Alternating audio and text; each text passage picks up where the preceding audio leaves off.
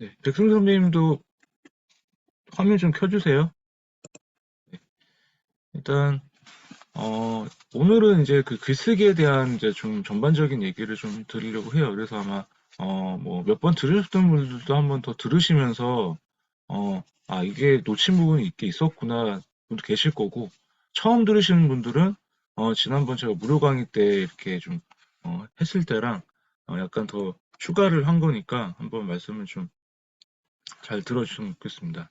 네, 권호수님도 어서 오시고요. 그래서 오늘 일단 저는 제 소개를 다시 드리면 저는 이제 지금까지 7년 동안 매일 글을 쓰고 있고, 근데 뭐 제가 지금 매일 글을 쓰고 있다고 하지만 저는 뭐 선배님들도 저도 직장을 다니고 있습니다. 그래서 직장을 다니는 주중에는 9시부터 6시까지 직장 일을 하고 있고, 뭐 술자리도 많고, 뭐 이제 일단 또 부동산 개발 쪽에서 일을 하다 보니까 또 여러 가지 뭐 돌발 상황도 많이 생기고 출장도 많고.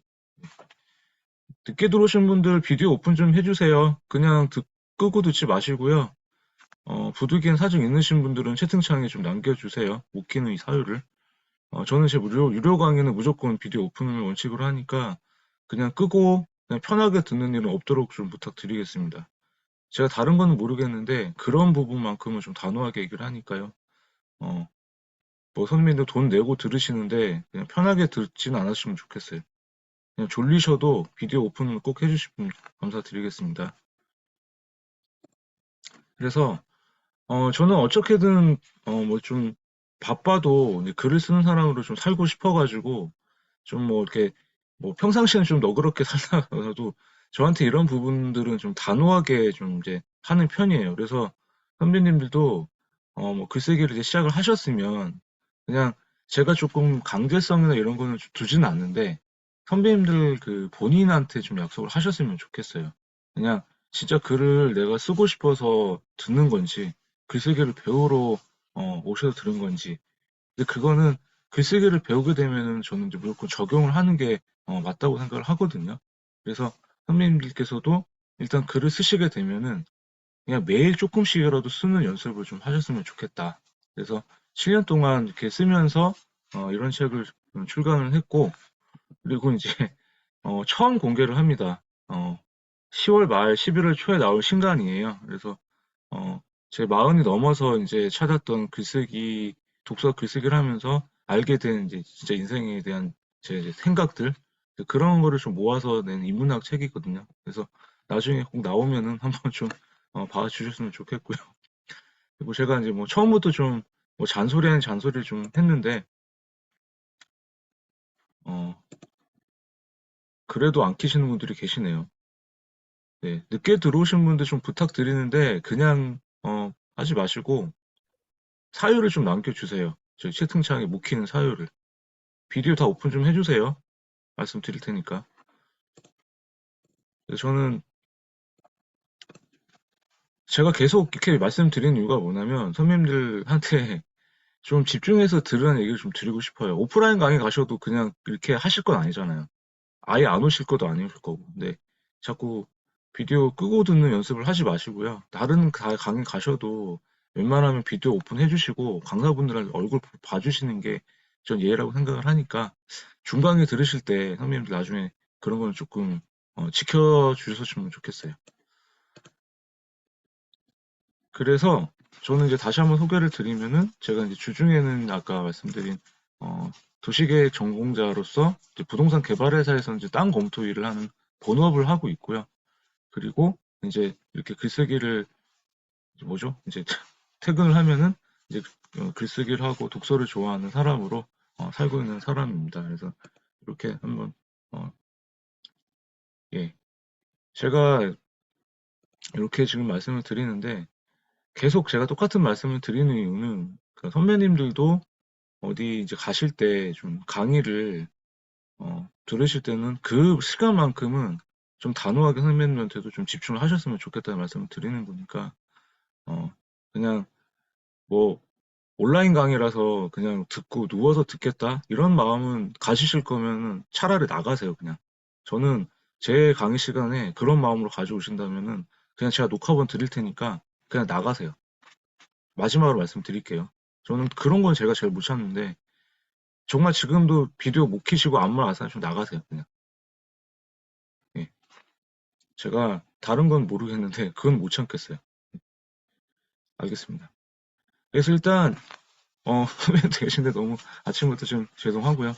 일단 제가 글을 쓰는 이유는 이렇습니다. 저는 제가 일단 지금까지 제가 글을 쓰면서 단 한 사람이라도 제가 이제 쓰는 글을 보고 좀 선배님들 힘을 얻거나 또 웃을 수 있거나 이제 그런 마음을 가지고 좀 썼던 것 같아요. 그래서 지금 뭐 여기 오시는 권홍 선배님이나 뭐 한미 선배님도 그렇고 일단 글쓰기를 배우러 오셨으니까 근데 제가 글을 쓰는 이유가 과연 뭘까 한번 선배님들 지금 채팅창에 한번 좀 남겨주시겠어요? 내가 지금 글을 쓰는 이유가 뭘까? 내가 지금 글을 왜 쓰고 싶을까 한번 채팅창에 좀 남겨주시겠어요? 여기 계신 분들 다. 뭐, 주진모 선배님도 그렇고, 뭐, 한미 선배님도 그렇고, 권호 선배님도 그렇고. 내가 지금 글을 쓰는 이유가 뭘까? 성장하기 위해서. 네. 전문성을 강화하기 위해서. 네, 좋습니다. 뭐, 꼭 그 전문성을 강화한다는 것도 뭐 좋은 말씀이신 것 같고요. 네. 좋습니다.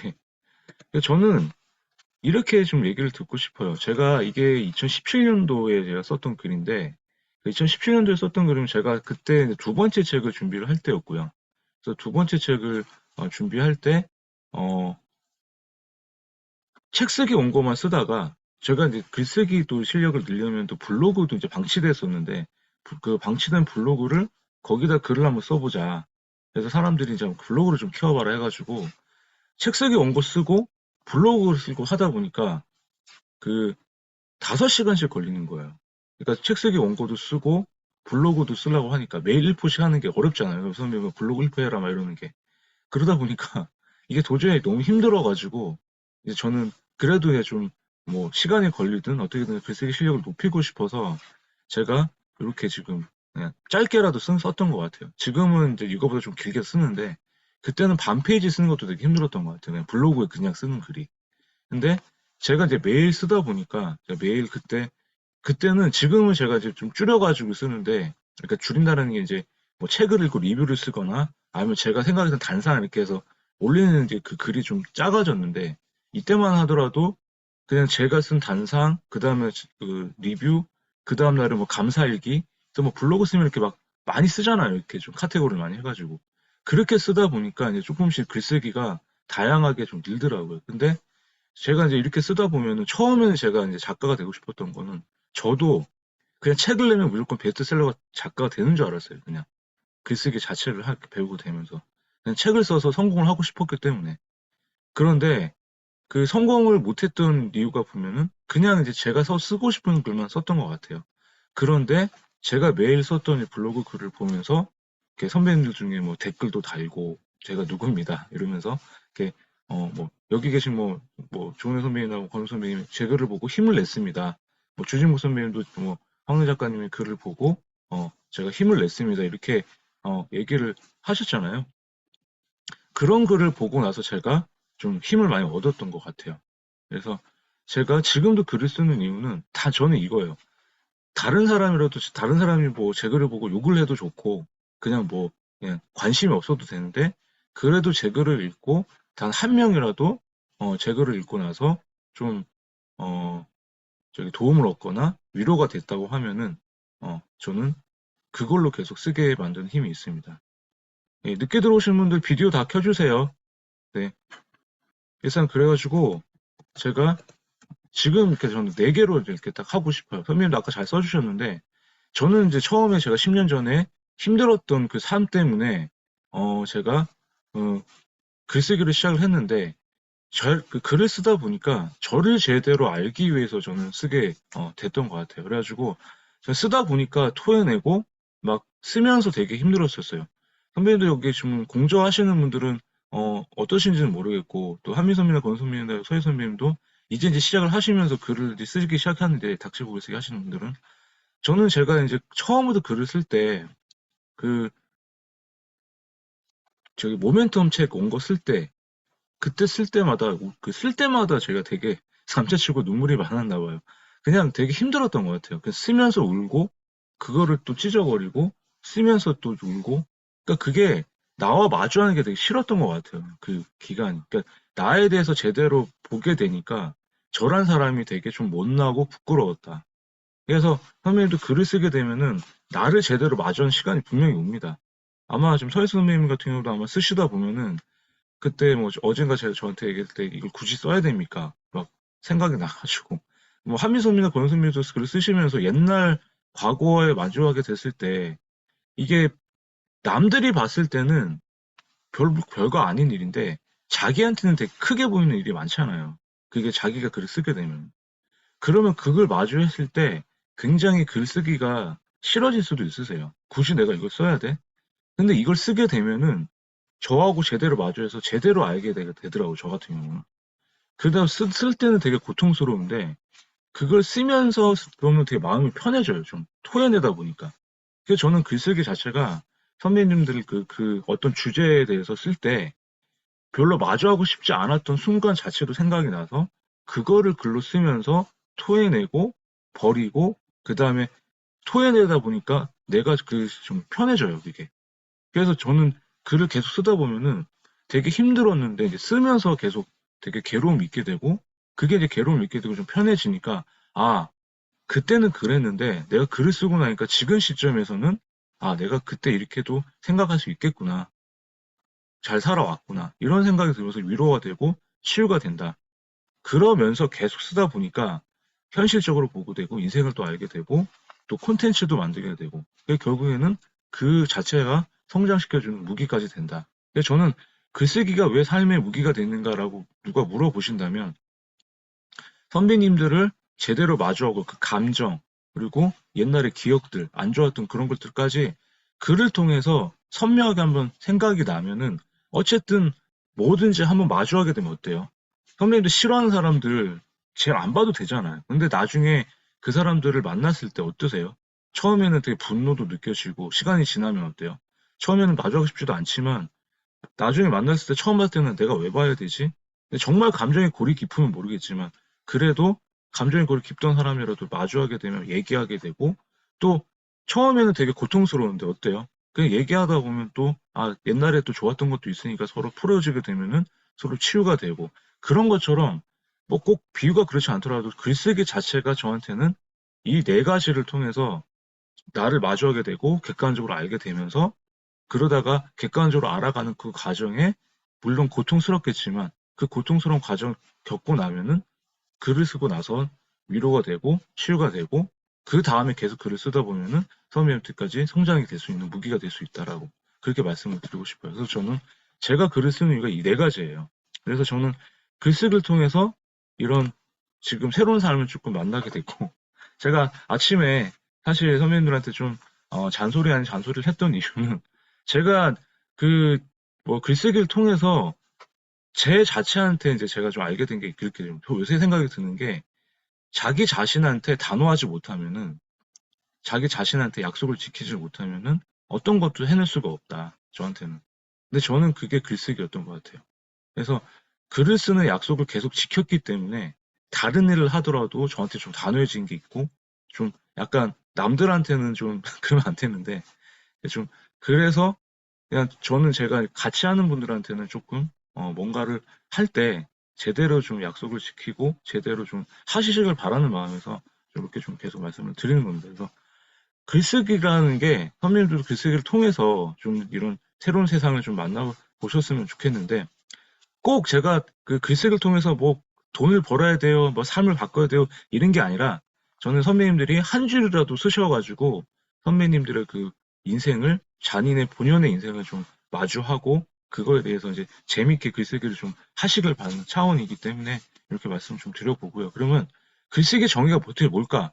글쓰기는 여기 서희 선배님이나 조은혜 선배님이나 박도현 선배님이나 권 선배님이 갖고 계신 어떤 기억들이 다 있으실 거예요. 10년 전에, 10년 전 10월 22일, 오늘 뭘 하시는지 기억이 나세요?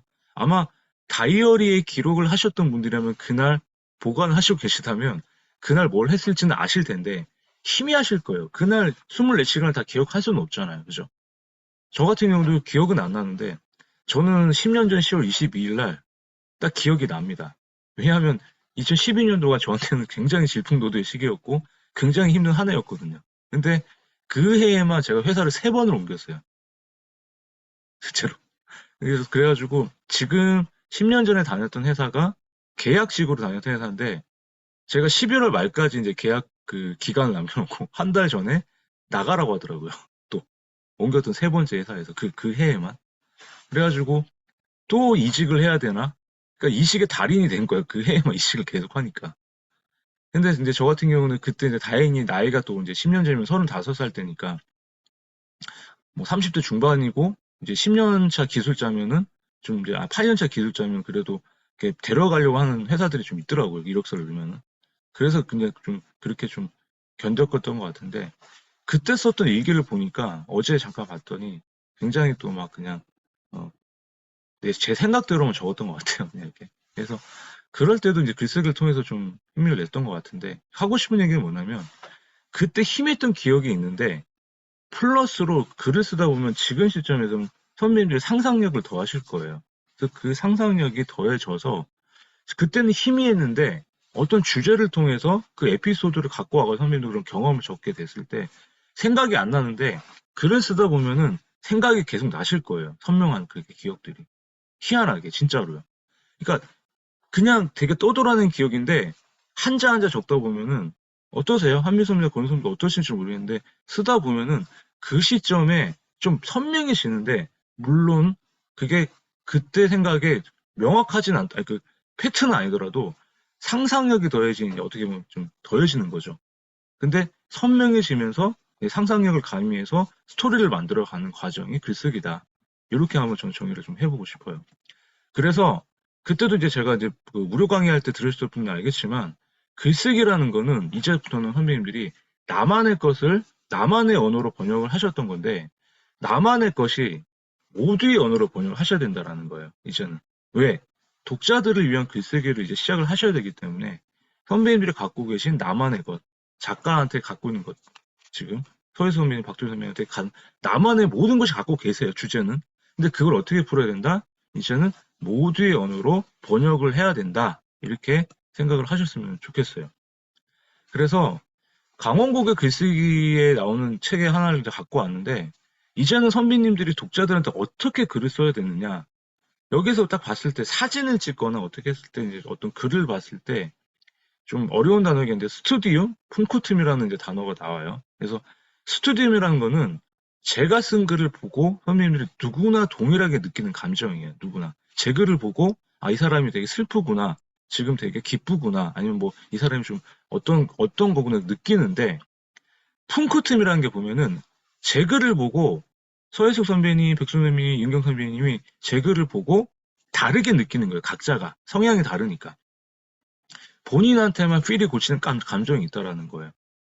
그래서 선배님이 앞으로 글을 쓰실 때는 물론 스튜디움을 생각을 하고 쓰셔야 되겠지만은 주진목 선배님이 글을 딱 어떤 글을 썼을 때 제가 읽었을 때와 우리 서혜수 대표님이 읽었을 때와 박도희 선배님이 읽었을 때 각자 다르게 느낄 수가 있잖아요. 그런 글들이 오히려 생각을 좀 하게끔 한다. 그래서 자기가 쓴 글을 가지고 다양한 사람들이 읽었을 때 각자 다른 생각을 느끼게 할 수 있는 그런 글들도 좋다라는 거예요. 그래서 앞으로는 선배님들이 물론 스튜디움, 누구나 동일하게 느끼는 감정의 글을 쓰셔도 되는데 그 스튜디움이라는 건 어떻게 보면은 우리가 그냥 일할 때 쓰는 보고서나 아니면 어떻게 그냥 좀 누구나 이렇게 좀 객관적으로 볼 수 있는 그런 글들인데 플러스로 이제는 선배님들만 스토리텔링을 통해서 다르게 볼 수 있는 품꽃음을 느끼게 할 수 있는 그런 독자들한테 스스로 추출하는 즐거움을 느끼게 할 수 있는 글을 쓰는 게 선배님들한테 드리는 첫 번째 목적입니다. 그래서 그렇게 한번 써보시는 연습을 좀 해보시는 걸 좋을 것 같고요. 일단 말씀을 드릴게요.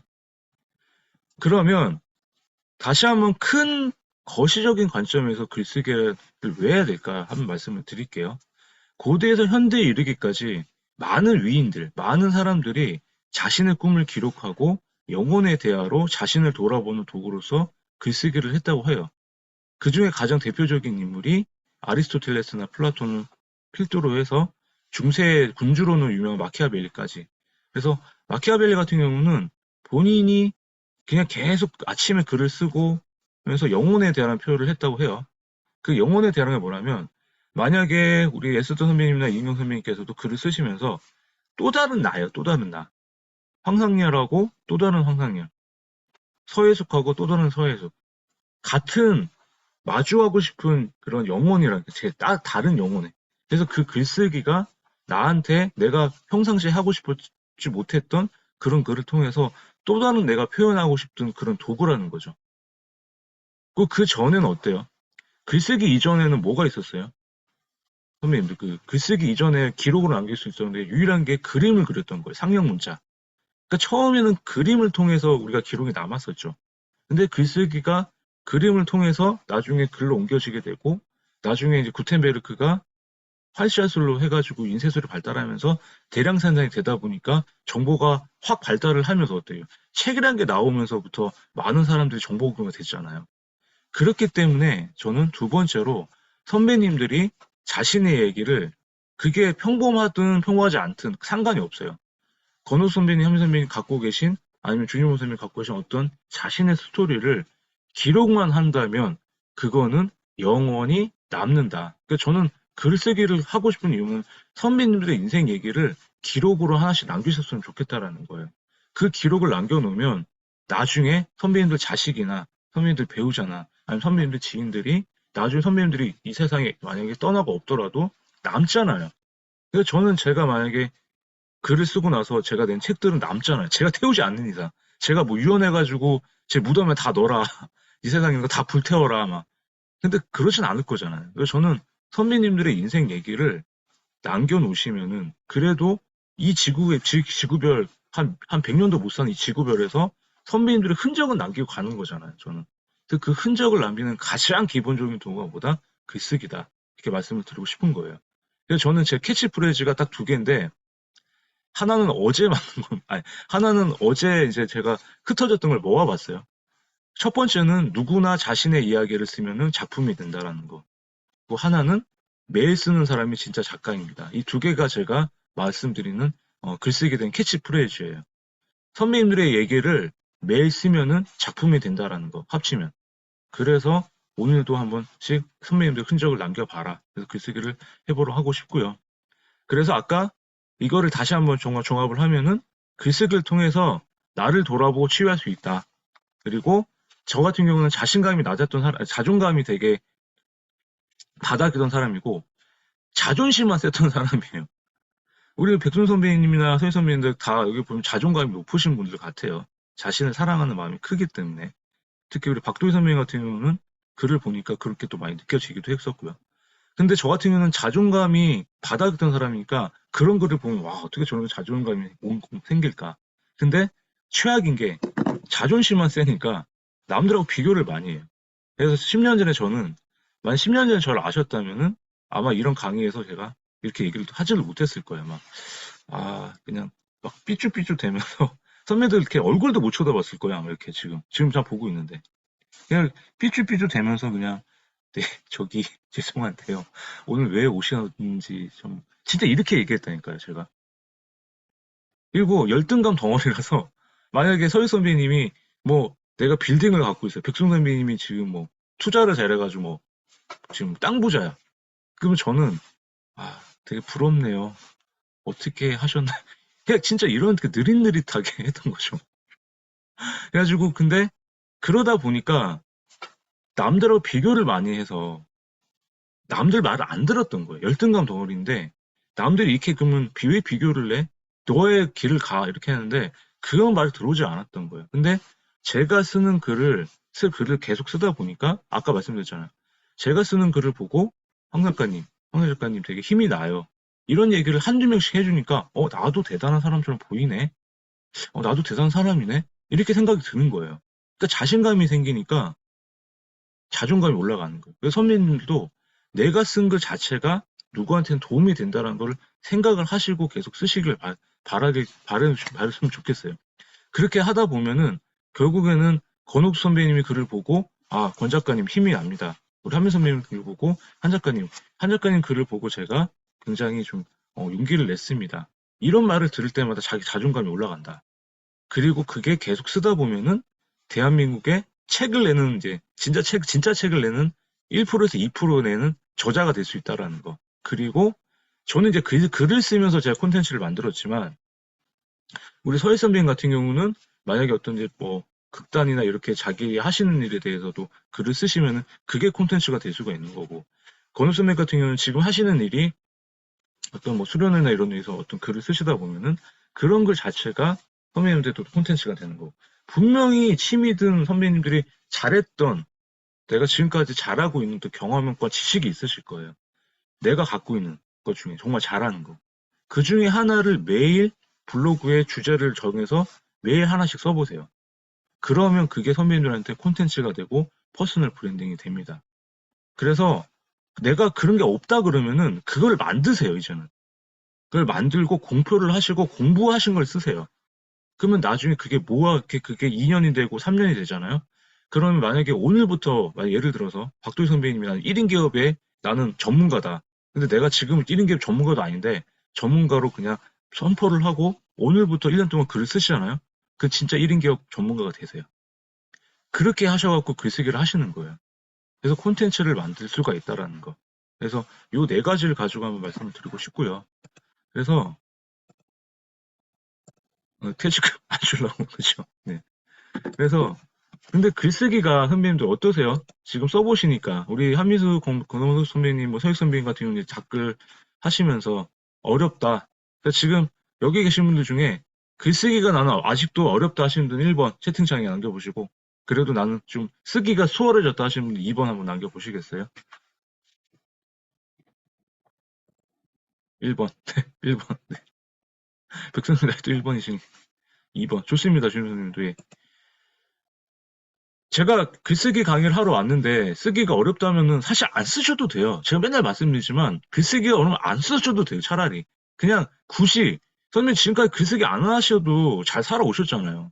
근데 글쓰기를 왜 하시려고 하세요? 그냥 어려우면 안 하시면 되잖아요. 글쓰기 강의 그만할까요? 30분만 하고 글을 쓰지 맙시다로 그냥 끝낼까요? 근데 그건 아니죠. 그러면 어떻게 하란 말이냐, 제발 글쓰기를. 근데 저는 이런 생각이 듭니다. 일단 씁시다. 일단 뭐든 시작은 해야 되잖아요, 그죠? 일단 쓰지도 않는데 어렵대요. 그건 진짜 거짓말쟁이잖아요. 그죠? 그거는 하지도 않았는데, 근데 이제 쓰면서 어렵다고 하시니까 그건 이제 제가 인정을 해드릴게요. 근데 한 줄도 안 쓰고 황 작가님 어렵습니다. 이러면 제가 뭐라고 해야 될까요? 그냥 제발 쓰시고 나서 얘기하셔라. 그렇게 하겠죠. 근데 제가 선배님 썼는지 안 썼는지는 몰라요, 제가. 왜냐하면 일단 쓴 거는 제가 닥치고 글쓰기 하시는 분들은 카페에 공유를 해주시니까 쓰시는구나. 그리고 우리 공주하시는 분들은 원고를 보내주셨으니까 쓰시는구나 이렇게 생각하는데 아, 아예 뭐 공유도 안 하고 아예 보내주지도 않으신 분은 안 쓰시는 거 제가 인정을 하겠죠. 그죠? 그런 분들은 제가 따로 연락을 드리려고 합니다. 제발 좀 쓰시라고. 네. 그래서 제가 그냥 하시는 분들에 대해서는 제가 더 잘해드릴 텐데 안 쓰시는 분들한테는 저는 이제는 더 뭐라 해봐야 안 쓰실 텐데 근데 일단은 이런 과정을 거친다고 생각이 들어요. 일단 쓰고 싶어가지고 이제 선배님들이 글쓰기를 쓰고 싶다 해서 제 강의를 신청하실 분도 계실 거고 그래서 제가 이제 이렇게 해서 뭔가를 미션을 드리고 동기부여를 하고 어떤 이렇게 강의를 통해서 쓸 수 있다는 동기부여에서 이제 그 마음을 가졌어요. 그런 다음에 이제 세 번째로는 어떻게 한다? 쓴다. 여기까지는 잘하세요. 근데 써보니까 글쓰기가 너무 어려워요. 황 작가님 제가 미쳐버릴 것 같아요. 그냥 안 쓸래요. 여기서 포기하시는 분도 계세요. 여기서 많이 포기를 하세요. 이렇게. 아니면 아예 쓸 수 있다고 했는데 쓰다가 한 줄 쓰다가 지우고 한 줄 쓰다가 지우고 이러면서 그냥 포기하시는 분도 많으세요. 그런데 여기서 이제 조금 더 넘어가서 내가 글쓰기 요령과 기술을 익혀가지고 조금씩 계속 익히고 쓰고 시간을 하시다 보면 결국엔 작가까지 될 수가 있다. 그래서 저는 글쓰기의 진화 과정을 이렇게 말씀을 드리고 싶은데 저는 선배님들이 댓글이든 어디든 여기 공저든 제 강의를 듣고 나서는 쓴다까지만 일단 오셨으면 좋겠어요. 쓴다. 쓰고 싶다. 쓸 수 있다. 3단계까지. 그 다음에 이제 조금 수월하게 써졌다고 생각이 드시면은 그때 제가 알려드린 어떤 글쓰기 방법들이나 아니면 뭐 글쓰기 강의나 다른 글쓰기 책들을 통해서 직접 한번 이제 이렇게 적용을 해보시는 거예요. 그래서 그게 계속 플러스 알파가 되면은 선배님들이 이제 글쓰기가 조금은 잘 쓰고 못 쓰고는 두 번째고, 이제 글쓰기 자체가 재밌어지고 계속 쓰고 싶은 마음이 드실 거예요. 그래서 이런 단계로 그냥 한번 쭉 가보셨으면 좋겠다. 그래서 좀 저는 힘들다 그러면은 같이 쓰자고 하는데, 제가 계속 같이 쓰자고 해보니까 결국에는 글쓰기는 뭐다? 선배님도 글쓰기 어때? 제가 같이 쓰자고 해도 같이 모여서 써도 안 쓰시면 안 쓰세요. 결국에는 혼자 쓰는 작업이다. 그래서 글쓰기는 외롭고 고독을 만난다 말을 하잖아요. 결국은 나 혼자 써야 되니까. 그래서 이 다섯 가지에 대한 진화 과정을 통해서 선배님들도 한번 글쓰기가 내가 어느 단계에 있는지, 내가 어디 단계까지 가고 싶은지 한번 생각을 좀 해보셨으면 좋겠어요. 또 하나 더 질문을 드려볼게요. 이거는 이제 무료 강의 때도 제가 말씀을 드렸는데, 한 번 더 말씀을 드려보면은, 선배님들 지금 내가 쓴 글이 다른 분들에게 보여주기가 부끄러우신가요? 난 부끄럽다 1번, 아니다 2번, 채팅창 한번 남겨보세요. 나는 아직도 그냥 쓰는 게 부끄러워요. 보여주는 게 부끄러워요. 1번. 2번. 오, 다 2번이에요? 다 2번? 아, 2번이고 싶네요. 보여주고, 보여주는 게 이제 부끄러워지지 않다. 어, 희한하시네요. 여기는 또 다 2번이시네, 지금. 뭐 제가 할 말을 없게 만들어버리네. 보여주고 부끄럽다 해야지 그 다음으로 나가는데? 어떡하지? 그만 써야 할까요? 이거는 내가 어떻게 해야 할까요에 대한 답이 안 나오네. 다 2번이라고 하시니까. 네. 1번 바꿈. 그 바꾸는 되게 그 철새 같으셔서 그 사람 마음이 갈대라고는 하는데 참 이게 이럴 때마다 왔다 갔다 하시면 안 됩니다. 선생님, 백준 선생님. 저는 그러면 다 2번이라고 하시니까 그러면 그냥 답을 먼저 말씀을 드려볼게요. 일단 글을 쓰는 사람은 여기 계신 선배님들은 우리 권 선배님이고 선배 선배님이고 일단 다른 사람의 생각과 말한테 별로 신경을 안 쓰시는 것 같아요. 그죠? MBTI가 뭔지는 모르겠지만 전 지금도 신경이 쓰이는데 그래도 선배님들은 신경 안 쓴다고 하시니까 작가가 될 자질이 충분히 있으십니다. 근데 충분히 있다고 했는데 글을 안 쓰시면 제가 뭐라고 해야 되죠? 저는 매일 쓰는 사람이 작가라고 했는데 작가의 자질은 다 갖춰놓고 있으면서 글을 안 쓴다? 그럼 모순이죠.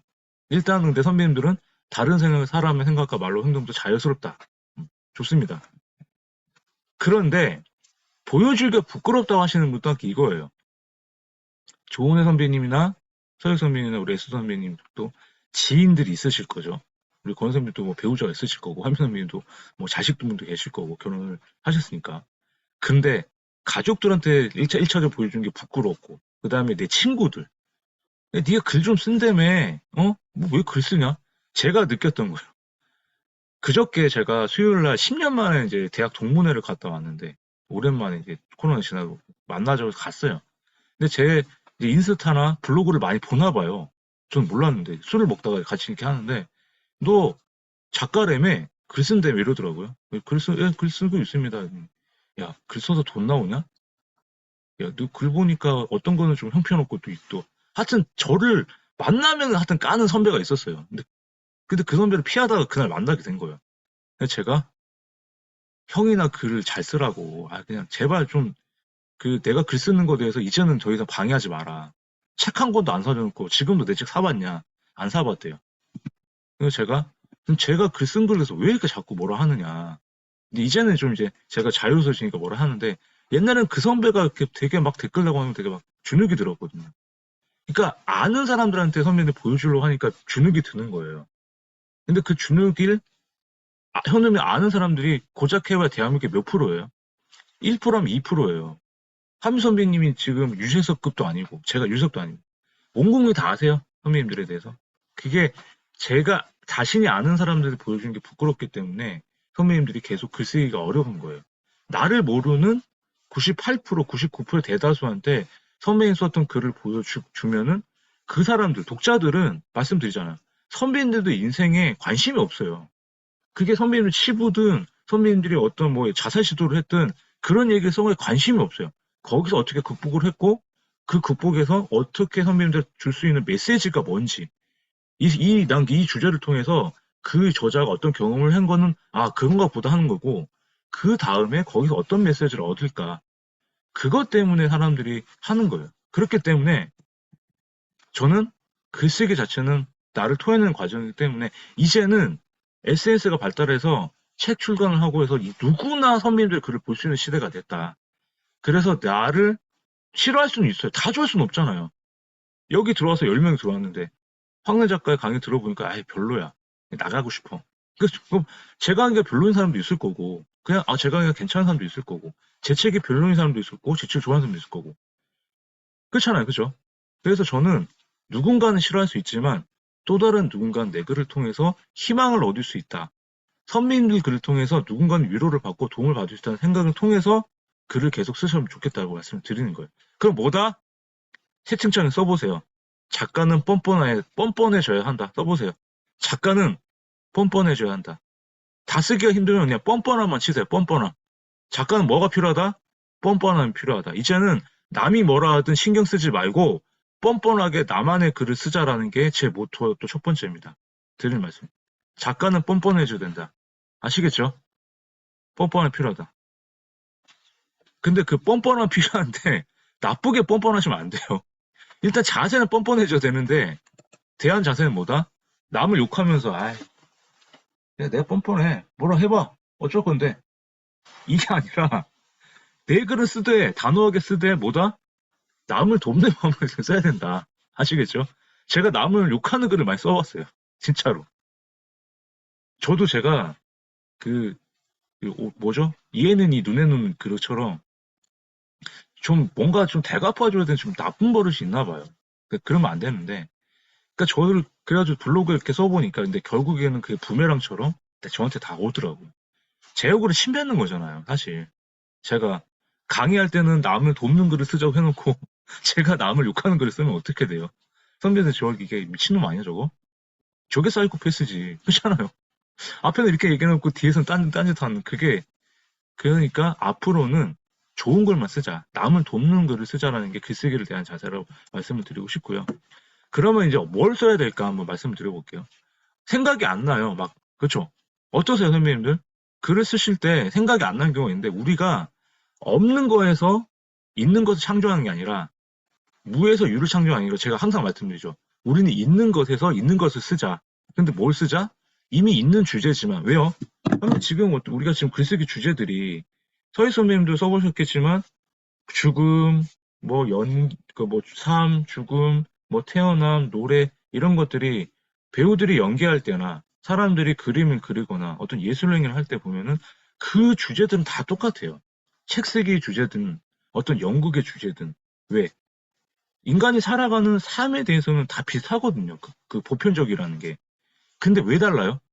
선배님들 인생 얘기가 다 다르잖아요. 한미 선배님도 인생이 다르고 권 선생님도 인생이 다르고 제가 다르고 같은 제가 사랑에 대한 주제를 써봅시다 딱 드렸어요. 근데 왜 다 달라요? 살아온 인생이 다르기 때문에 다른 사랑 얘기가 나오잖아요. 그죠? 제가 남자를 좋아할 수도 있는 거고 남자 안 좋아합니다. 저는 전 그런 사람이 아닙니다. 그러니까 뭐 그런 글을 쓸 수 있잖아요. 그죠? 이미 있는 자신만의 다른 관점으로 바라보고 쓰자라는 거 아시겠죠? 그래서 저는 이 네 가지를 항상 그 무료 강의 때도 하지만 무엇을 쓰자고 하면 이 네 가지를 가지고 한번 말씀을 드리고 싶어요. 일단 선배님들 자신의 일상의 조각을 쓰십시오. 이제는 쓰실 때 가장 먼저 쓰시고 써야 될 거는 선배님들의 일상의 조각을 기록을 해보자. 일기부터 쓰자라는 거죠. 오늘 뭐 황산 작가의 강의를 듣고 아니면 오늘 토요일 날 뭘 하실지는 모르겠는데 오늘 뭔가 일상을 보내시고 저녁에 선배님들이 한번 써보시는 거죠. 내 일상의 조각을 모아서 한번 기록을 해보자. 그래서 처음에는 그냥 일기처럼 쓰세요. 나열을 하셔도 돼요. 근데 거기서 이제 묘사를 하고 플러스로 어떤 메시지를 줄 수 있으면 그게 에세이 글이 될 수가 있다라는 거. 그리고 두 번째는 내 자신한테 한번 질문을 던져보자. 내 자신한테. 지금까지 권호숙, 한미숙, 조은혜, 박도희, 백순 선배님 본인의 이름으로 사신 분도 계시겠지만 대부분이 그냥 내 이름을 갖고 있지만 내가 일상에 찌들고 내 직업 때문에 우리 가족들 때문에 그냥 다른 사람들을 위해서 희생을 하고 살았던 기간이 더 많으실 거예요. 저도 그러고 있으니까 아직. 제 회사에서 황상열 부장으로 살고 있지만 나와서는 이제 작가로 살고 있기도 하고 그렇지만 뭐 집에 와서는 세와의 아빠로서 이제 그 아이도 봐야 되고 아내한테 뭐 하기도 해야 되고 아빠 엄마 그런 노릇을 다 하시고 사셨잖아요. 그런데 정작 그렇게 몇십 년을 그렇게 희생을 하고 살았는데 이제 와서 남는 건 별로 없다 보니까 그러면 진짜 내 이름을 가지고 살았던 내 삶은 뭐였을까 질문을 들 때가 있잖아 인생이라는 게 보면은 그럴 때 이제 선배님한테 그 질문을 던져보는 거예요. 그래서 저는 내가 누구인가? 지금 내가 뭘 좋아하고 있는가?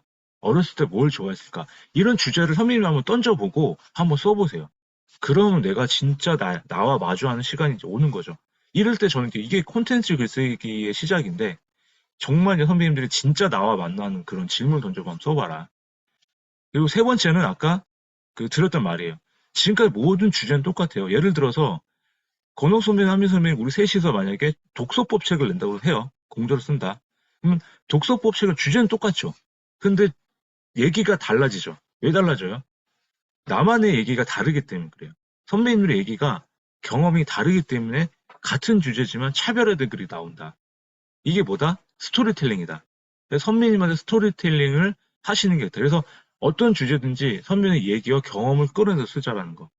네 번째는 아까 말씀드린 대로 누구나 이제는 내가 갖고 있는 지식과 경험을 남들한테 알려주는 그런 시대가 됐어요. 그런 알려주고 돈을 버는 시대가 됐죠. 메신저라고 하잖아요. 그래서 메신저가 뭐 저기 백만장자 메신저 이런 책들 막 되게 인기 많잖아요. 뭐 지식창고 이런 것들이. 그래서 저도 제가 글쓰기를 조금 더 해봤기 때문에 선배님들한테 이렇게 먼저 좀 말씀을 드리는 거예요. 제가 공대생이고 엔지니어인데 국문학도도 아니에요. 근데 다만 글쓰기를 한 7년, 8년 좀 해보니까 이렇게 해보면 좋겠다라고 하는 제 경험을 나눈 것 뿐이에요. 초보가 왕초보를 알려준 시대가 됐고 고수가 중수를 알려주고 끌고 가는 시대가 됐기 때문에 선배님들도 오늘은 내가 뭘 잘하는 게 있으면은 그걸 한번 찾아보세요. 내가 가진 지식과 경험을 그걸 글로 쓰게 되면 그게 뭐가 된다? 나중에 책을 얻게 되면 자기계발서나 실용서가 되는 거예요. 이렇게. 그래서 이 네 가지를 한번 써보자. 그럼 어떻게 써야 될까? 자, 이제 그때 제 무료 강의 때도 말씀드렸지만 채팅창에 적어보세요. 첫 번째 템플릿을 알려드릴 거예요. 첫 번째 템플릿. 이제는 그 기승전결 이렇게 쓰지 마시고 이제는 쓰실 때 제가 드린 질문에 대해서 경험, 감정, 인용, 결론 이렇게 쓰시는 거예요. 그래서 경험, 감정, 인용, 결론 순 쓴 다음에 채팅창에 적어보세요. 경험, 감정, 인용, 결론. 그래서 어떤 주제가 지면 제일 처음에는 선배님들 경험을 쓰시고요. 그 다음에 경험에서 느낀 감정을 적고 그 감정에서 어떤 가치와 의미를 찾아가지고 독자들한테 어떤 메시지를 줄 수 있을지를 결론을 쓰시면 돼요. 경험, 감정, 인용, 결론. 그래서 저는 일상적인 자기계발 글이나 에세이 글을 쓰실 때는 경험, 감정, 인용, 결론으로 쓰면 좋아요. 그래서 인용 자체는 옛날에는 인용 자체를 또 많이 했었는데 지금은 경험, 감정, 결론을 먼저 쓰시고요. 나중에 분량이 적다라고 하시면은 결론 앞에다가 선배님들이 쓰시는 그 주제와 비슷한 그 다른 책이나 어떤 드라마 대사나 그런 구조를 갖고 와서 인용을 하시면 돼요. 그래서 경험 30%, 감정 30%, 결론 30%, 그 다음에 인용 10%에서 요 정도의 분량으로 쓰시면은 딱 좋아요, 선배님들. 아시겠죠? 그리고 나는 그래도 모르겠다 하시면은 제일 쉽게 쓰는 방법이 앞에는 남의 글, 책에서 갖고 왔던 남의 글을 쓰시고 뒤에 선배님들의 나의 생각이나 선배님들의 그 스토리를 적어보세요. 그래서 남의 글과 나의 생각을 적으면은 그렇게 쓰는 것도 가장 쉽다라는 거. 그래서 일단은 오늘 제일 처음에 알려드리는 템플릿은 뭐다? 경험, 감정, 인용, 결론입니다. 아시겠죠? 그러면 조금 더 나가볼게요. 그러면 이제는 선배님들이 경험, 감정, 인용, 결론으로 쓴다. 그럼 경험을 어떻게 쓸까? 경험 같은 경우는 지금 내 눈앞에 보이는 것이 이제 경험이에요. 선배님, 저 보이세요? 오늘 저도 이제 세수를 좀 하고 머리를 또 감고 왔습니다. 황사 작가 얼굴을 보니까 얼굴이 부었어요. 어제 배고파서 라면을 끓여 먹었는데 얼굴이 이만큼 부었더라고요. 얼굴이 부었다. 근데 얼굴이 부었다 이렇게 쓰는 거랑 황선 작가의 얼굴이 보인다. 근데 자꾸 이제 막 큰 소리 치는데 아침부터 졸려 죽겠는데 잔소리를 한다. 얼굴은 이만해져가지고 어제 도대체 라면을 먹었는지 생각이 안 난다. 이거랑 어때요? 앞에는 그냥 황선 작가의 얼굴이 부었다라는 한 줄과 뒤에 묘사를 해서 나눠서 썼을 때는 어떠세요? 조금 더 와닿으시죠? 좀 더 쉽게 한번 가볼까요? 오늘 황선 작가의 강의를 듣고 있다 이 한 줄을 읽읍시다. 아, 늦잠을 잤다. 들어갈까 말까 고민이다.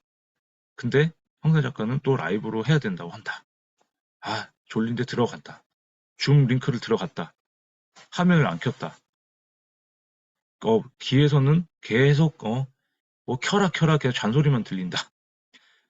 들을까 말까 고민이다. 어떠세요? 이게, 선생님 소설책하고 한번 생각을 해보세요. 이게 경험을 이렇게 잘라서 쓰셔야 독자들이 선배님들 글을 읽었을 때 그게 묘사가 된다라는 거예요. 그래서 생생하게 묘사를 하라는 게 지금 말씀드린 거죠. 하나 더 보여드릴게요. 제가 쓴 거를. 그리고 두 번째는 감성적 묘사, 감정을 적을 때, 느낌이나 감정을 적을 때는 이것만 생각하세요. 기뻤다, 즐겁다, 이런 걸 직접적으로 언급하지 마시고 그 상황에 대해서 설명을 해 주시는 거예요. 그래서 만약에 권호 선배님께서 내가 지금 슬퍼, 밥을 못 먹어서 슬프다, 이게 있다, 막 예를 들어서 밥을 못 먹어서 슬프다로 쓰지 마시고, 아, 지금 강의를 듣고 있는데 배에서 꼬르르 소리가 난다. 아, 강의를 들을까 말까, 그냥 나갈까, 그냥 지금 밥을 찾아서 먹을까? 이런 식으로 상황 설명을 하면 어때요? 독자들이 있는 사람 상상을 하면서, 아, 이 사람이 지금 배가 고프구나. 같이 이입이 되잖아요. 그렇게 쓰라는 거예요. 하나 더 보여드릴게요. 이게 좀 와닿지 않으시니까. 제가 쓴 글을 한번 보여드리면, 제가 항상 인용하는 글이 있는데,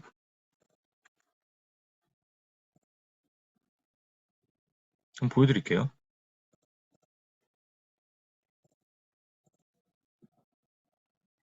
제가 5년 전에 썼던 글이기도 하고요.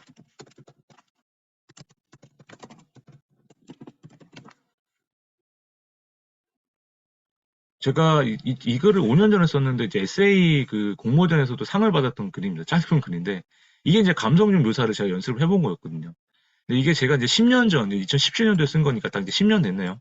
그 10년 전에 이제 네 번째 회사에서 해고를 당하고 썼던 제 글인데 보시면 몇 번의 실수로 이제 임금도 밀리고 하다 보니까 사장님과 출장을 갔다가 제가 이제 실수를 해가지고 통보를 받았다. 막막했다. 그래서 열심히 살았다고 했는데 너무 억울하도 했고 앞으로 내가 갈 수 있는 직장이 너무 답답했다. 이런 식으로 쓴 걸 담담하게. 그러면 집으로 돌아와 아내에게 웃으면서 회사에서 나가게 됐다고 얘기했다.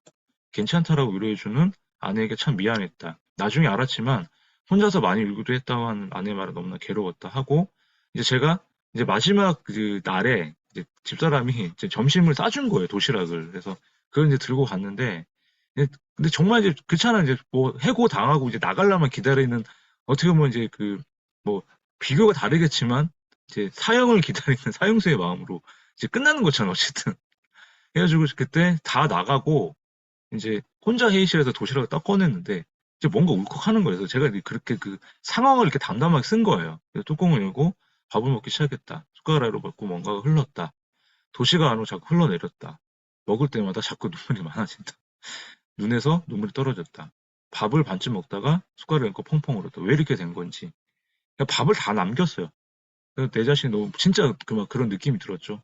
그래서 제 다짐을 한 게 내 인생의 가장 슬픈 밥상이었고 다시는 이런 먹지를 않으려. 어떤 일이 있어도 내가 밥상 앞에서 눈물을 울지 않는다고 다짐을 했거든요. 지금까지 약속 잘 지키고 있긴 한데 어떠세요? 읽어보니까 그 상황에 대해서 좀 이렇게 쓰면 아, 이 황상현 작가가 지금 약간 좀 아련하기도 하고 좀 되게 불쌍해 보이기도 하고 제 감정이 좀 느껴지시나요? 이게 감성적 묘사예요. 이게 감성적 묘사이기 때문에 선배님들이 그냥 내가 즐겁다, 기뻤다 이렇게 쓰지 마시고 예를 들어서 어떤 부부가 이제 이혼을 하게 됐잖아요. 그럼 그 부부가 이혼을 하게 되었다 이게 아니라 법원 앞이다. 남자는 담배를 물고 있다. 그냥 한 모금 빨았는데 그냥 그냥 한숨을 쉬고 있다. 여자는 계속 그냥 팔짱을 끼고 있는데 이제 그러다가 법정 안에 문을 들어갔다. 아내가 계속 울기 시작한다. 마음이 착잡하다. 어떠세요? 이 닭의 두 개가 다르잖아. 같은 그냥 맥락인데 그 남자하고 이제 그 감정들이 느껴지잖아요. 그래서 감성적 묘사라는 거는 그 감정에 대해서 직접적 언급이 하는 게 아니라 그 상황을 그 제3자가 보는 관찰자 입장에서 써가지고 독자들이 봤을 때 그 저자가 아 이런 느낌을 받고 있구나 이런 일을 갖고 있는가 이렇게 쓰시라는 거예요. 아시겠죠? 감성적 묘사는 이렇게 쓰는 거다. 좀 이해가 가시죠? 이렇게 한번 연습을 해보시면 좋을 것 같고요. 죄송해요. 이게 아닌데. 그래서 그렇게 해서 한번 감성 묘사를 해보시면 좋을 것 같고 그 다음에 선배님들 시제 개념을 한번 넣어가지고 한번 써보시는데, 이거는 간단해요. 그냥 선배님들이 이제 왔다 갔다 하시는 건데, 마지막 서술어만 그 과거, 현재, 미래에 넣어가지고, 과거는 뭐뭐 했다. 지금, 현재는 뭐뭐 한다. 미래는 뭐뭐 할 것이다. 이렇게 쓰고, 선배님들 가끔 글을 보면은, 뭐뭐 했었다. 뭐뭐 했었다. 이렇게 나오거든요. 근데 우리나라 말은 완료 시제가 없는 걸로 알고 있어요. 뭐 소설책은 나오긴 하는데, 그래서 뭐뭐 했었다라는 말은 쓰지 마시고, 뭐뭐 했다라고 이렇게 확실하게 그렇게 쓰세요. 뭐뭐 했다. 과거형으로만. 그래서 뭐뭐 했었다라는 말은 제가 알기로 영어나 이런 말이 있지, 완료 시제는 없기 때문에 과거, 현재를 하면, 그래서 그냥 그렇게 고치되, 선배님들이 나중에 시제 개념을 넣어가지고 한번 넣어보시면은 조금 왔다 갔다 해서 좀 글의 묘미가 있을 거다라는 거. 그리고 네 번째는 선배님 현실과 연결시켜가지고 말하고자 하는 주제와 이렇게 연결시켜가지고 한번 쭉 써보시는 것도 좋다라는 거. 그래서 지금 가장 쉽게 쓸 수 있는 게, 선배는 지금 내 현실과 내가 지금 쓰고 싶은 메시지가 어떤 주제랑 연결시켜가지고 그런 경험들을 쓰고 감정적 묘사도 해보고 하시면은 좋은 글이 될 수 있다라는 거 이렇게 한번 말씀을 드렸고요. 그래서 경험을 묘사할 때, 그 세부적인 묘사할 때 가장 좋은 글쓰기 방법 중에 하나가 오감 글쓰기예요. 오감 글쓰기가 뭐냐면 시각, 후각, 후각, 시각, 후각, 미각, 청각, 촉각을 갖고 이제 이렇게 하는 건데, 보여지는 대로, 그 다음에 후각은 냄새 나는 대로, 뭐 미각 이렇게 해서 선배님 감각을 느껴지는 대로 쓰시는 거예요. 그냥 보이는 대로 쓰시는 거예요. 오감에 닿는 모든 것을 쓰시는 건데, 한번 제가 썼던 글 한번 볼게요. 이런 글을 생각하시면 돼요. 옛날에 싸이월드 많이 해줬었죠. 옛날에 싸이월드 보면 제가 술 먹고 그냥 이렇게 자기가 감정 생각대로 쓰시는 거 있을 거예요. 다음날 아침 되면 막 이불킥 하고 싶고, 내가 이 글을 왜 썼지? 막 술 취해가지고 쓴 글도 있잖아요. 제가 소위 말하는 요새 갬성글이라고 하는 것들. 근데 제가 이건 한 3년 전에 썼던 글 한번 보여드릴게요. 퇴근길 지하철역에서 집까지 걸어간다. 약 15분 정도 시간이 소요된다. 이제 겨울로 들어온 초이다 보니까 바람도 차갑다. 오늘도 비까지 와서 더 추운 느낌이다. 그래도 시원한 바람을 맞으면서 걸어가다 보니 기분은 상쾌하다. 바람이 얼굴에 왔더니 눈을 감고 느껴본다. 귓속으로 휘 하는 바람 소리가 더 또렷하게 들린다. 어떠세요? 이게 청각이에요, 청각. 그리고 이게 아까 바람이 맞는 건 뭐예요? 촉각이에요, 촉각. 이렇게 느껴지는 그대로 한번 글을 써보시면은 이게 묘사하는데 가장 연습하기가 되게 쉬운, 묘사할 때 가장 쉽게 쓸 수 있는 글이에요. 그래서 오늘 첫 번째 숙제는 이거입니다, 선배님들. 다른 분들 다 공통이에요. 일주일에 딱 한 개라도 좋으니까 오늘 끝나고 나서 어디 선배님도 뭐 카페에 가시든 아니면 나가셨을 때 아니면 집에서든 지금 내 눈앞에 보이는 풍경을 그대로 묘사를 해보세요. 그냥 보여지는 그대로.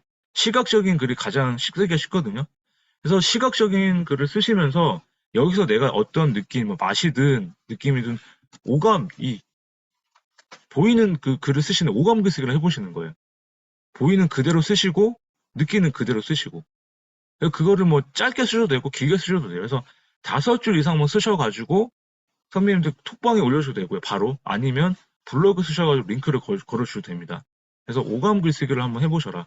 이게 가장 묘사하는데 탁월한 방법이라는 걸 말씀을 드리고 싶어요. 아시겠죠? 그러면 제가 이제 그냥 동테크로 가볼게요. 문장은 어떻게 써볼까? 문장은 딱 이것만 기억하시면 돼요, 선생님들.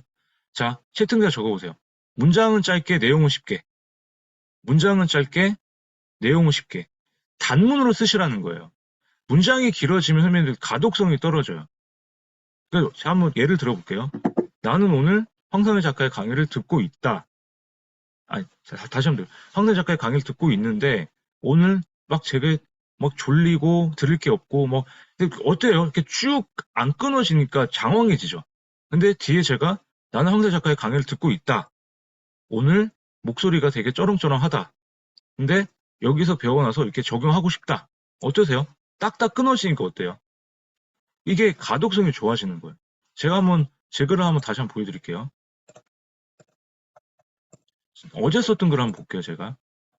만약에 제가 화면에 보면은 아무래도 주말에 가기로 한 결혼식을 취소하고 다시 침대에 누워서 잠이 들었다가 다시 이 한 줄이랑 지금처럼 아무래도 주말에 가면 결혼식은 취소해야겠다. 다시 침대에 누웠다. 잠이 들었다가 다시 눈을 떴다. 몇 시간이 지났는지 모르겠다. 깜깜하다. 하루가 그냥 지났다. 어떠세요? 이렇게 딱딱 지금 끊어지니까 좀 가독성이 있어 보이죠? 이렇게 짧게 짧게 쓰는 게 선배님들이 문장이 읽기가 쉬운 글이 되는 거예요. 그래서 단문으로 쓰라는 이유가 그거거든요. 그래서 글을 짧게 짧게 써야 단문으로 가기 때문에 근데 처음에는 보면은 어쨌든 눈을 떠서 머리가 아픈데 침대에서 일어났다 이렇게 길게 쓸 수밖에 없어요. 그래서 처음에는 길게 쓰고 나서 그 다음에 다 쓰고 난 다음에 태고하실 때 문장을 이렇게 짧게 짧게 나눠서 이렇게 연습을 하시는 거예요. 그래서 앞으로는 단문으로 쓰는 연습을 하셔야 돼요. 단문으로. 근데 처음부터 그게 잘 되지는 않으니까 처음에는 길게 쓰고 나서 그 다음에 선배님들이 소리내어 읽으면서 문장을 이렇게 짧게 짧게 끊어내는 연습을 해보세요. 그러면 글이 가독성이 좋아지고 읽기 쉬운 글이 좋아진다는 거. 그래서 내용은 쉽게 단문으로 쓰셔야 된다는 거. 오늘 그걸 말씀을 드리고 싶은 거예요. 아시겠죠? 그렇게 한번 써보시고요. 그리고 그래서 일단 이제 본문으로 한번 이제 가보겠습니다. 이제 2개 남았는데 챕터가 선배님도 그러면서 글쓰기를 이제 시작하시게 되면은 질문을 먼저 한번 해보세요. 질문을. 이제는 어떤 글감을 딱 줬을 때 이 글쓰기 향상을 위해서 먼저 이제 그냥 쓰지 마시고 제가 만약에 어떤 주제를 드렸으면은 서희 선배님 그렇고 권숙 선배도 그렇고 한번 이렇게 질문을 해보시는 거예요. 뭐 행복이라는 글을 쓴다 그러면은 어떻게 하느냐? 내 가치관, 내가 지금 행복에 대해서 내가 지금까지 살아왔던 인생이나 가치관이나 이런 것들 어떤 질문에 대해서 이 5가지 카테고리에 대해서 한번 선배님들이 한번 질문을 해보세요. 조은혜 선배님 같은 경우도 내 행복에 했는데 내 직업하고 연결을 해볼까? 아니면 내 꿈하고 연결을 해볼까? 아니면 내 인생에서 행복 어떻게 생각했을까? 그 질문을 해놓고 답을 찾으시라는 거예요. 내가 이 주제에 대해서 어떻게 생각했는지. 그래서 그 답을 찾은 거를 어떻게 하자? 생각나는 대로 적는 거예요, 이제는. 아, 답을 찾았었기 때문에. 그래서 그거를 내 마음에 낙서하듯이 그냥 적어 보시는 거예요, 이제. 기분 어떤지, 어떤 생각이 나는지. 꾸미지 말고 그냥 그대로 적으시는 거예요. 그 다음에 3번째가 생각을 한번 확장을 해보는 거예요. 아, 그러면 다른 관점에서 어떻게 생각이 들까? 상상 속의 여행을 해보자. 이 아까 행복에 대한, 아까 내 가치관, 내 보여지는 걸 쓰고 나서 그러면 내 다른 관점에서는 어떨까? 이렇게 또 연결이 될 거고, 요 3번 같은 경우는 별도로 또 생각을 하게 되면은 어떤 주제를 봤을 때 선배님들 아무 한 번도 안 해봤었어요. 한 번도 안 해본 거야. 내가 쓰지를 못하겠어. 그러면 이럴 때는 3번 방법을 또 활용을 하시는 거예요. 내 상상 속에서 여행을 해보자. 늘 소망하던 꿈이나 하고 싶었던 것이 있었으니까 가고 싶었던 것이 어디일까? 그곳은 또 어딘가? 그러니까 저는 망상을 잘했거든요. 그 제가 항상 가고 싶었던 곳이 어디냐면 그 이상한 나라 앨리스 소설 아시죠? 거기에 보면 뭐 이렇게 트럼프 병정 나오고 막 앨리스가 어디 가고 막 하잖아요. 그러니까 그런데 같이 막 따라다니는 그런 글을 좀 한번 써보고 싶었어요, 그냥. 그러니까 그런 식으로. 그러니까 그렇게 상상 속의 여행을 하면 그렇게 상상을 많이 하잖아요. 그러면 선배님들은 확실히 소설이나 이런 걸 잘 쓰실 거예요. 스토리가 생각이 나고 상상을 잘하게 되면은 생각이 확장이 되거든요. 한번 이런 글도 한번 이렇게 순자로 써보시면 좋겠다. 그 네 번째는 여기서 이제 하나 더 상상 속의 여행을 이제 하게 되면은 선배님들이 어쨌든 내가 상상을 해서 써야 되니까 상상을 해서 쓰게 되면 좀 어렵긴 하잖아요. 그러면 저 같은 경우는 상상을 하게 된 걸 먼저 종이를 펴놓고 그림을 그려봐요. 잘 그리지는 못하지만. 그래서 그 그림을 그린 거를 글로 옮겨요. 그게 그림을 그리듯이 쓰는 법이에요. 그래서 선배님들도 이 그림을 그리듯이 쓰는 법을 또 한번 연습을 해보시면은 글쓰기가 되게 수월해지실 겁니다. 그래서 제가 묘사할 때, 세부적으로 묘사할 때 가장 먼저 말씀드렸던 게 오감 글쓰기였고, 2번째가 이미지 글쓰기. 그림을 그리듯이 써라. 그래서 만약 서희 선배님도 아마 더 잘 아실 건데, 글쓰기가 어렵다 하시면은, 서희 선배님 같은 경우는 뭐 어떤 뭐 이렇게 연기라든지 뭐 어떤 그런 쪽이라 하시면은, 그런 걸 그림으로 한번 그려보시는 거예요, 이렇게. 어떤 동작이든 이런 거를. 그걸 갖고 어떤 동작을 그려보고, 그걸 묘사를 하면은, 그러니까 내가 막 이렇게 했다, 뭐 이렇게 됐다, 뭐 손을 들고 있다 하면은, 그 사람의 표정과, 그 사람의 손동작과, 그런 걸 묘사를 할 수가 있잖아요. 그래서 이미지 글쓰기가 좋은 게 뭐냐면 미술 작품을 많이 보라고 하는 게 그런 거예요, 선생님들. 미술 작품을 보고 그걸 보고 이렇게 글쓰기를 많이 하잖아요. 그럼 묘사하는 데 진짜 탁월해져요. 그래서 앞으로는 선생님들 글쓰기가 좀 어렵다 하시면은 만약에 어떤 경험을 내가 그대로 옮기기 힘들잖아요. 그럼 그 경험을 그냥 종이 한 장 펴놓고 그림만 그려보세요. 이렇게 그린 걸 갖고 그걸 그대로 그 다음에 이렇게 묘사를 하시는 거예요. 그래서 여기 마지막 써놨죠. 글감을 찾아야 하는데 글을 푸는 게 어렵다면 그에 맞는 글을 먼저 그려보고 생각나는 대로 그려본 다음에 그것을 자세하게 묘사를 하면은 그게 경험을 묘사하는 그게 된다. 아까처럼. 그래서 그렇게 한번 연습을 해보시는 거 좋다는 거 한번 말씀을 드릴게요. 그 네 번째는 이거는 이제 선배님들 많이 하시는 거예요. 이제는 작가가 되셨으면 글쓰기를 하시는 분들이라면은 이전 선배님들도 지금 묘사를 잘 하셔야 돼요. 묘사. 아니, 관찰을 잘 하셔야 돼요. 관찰을.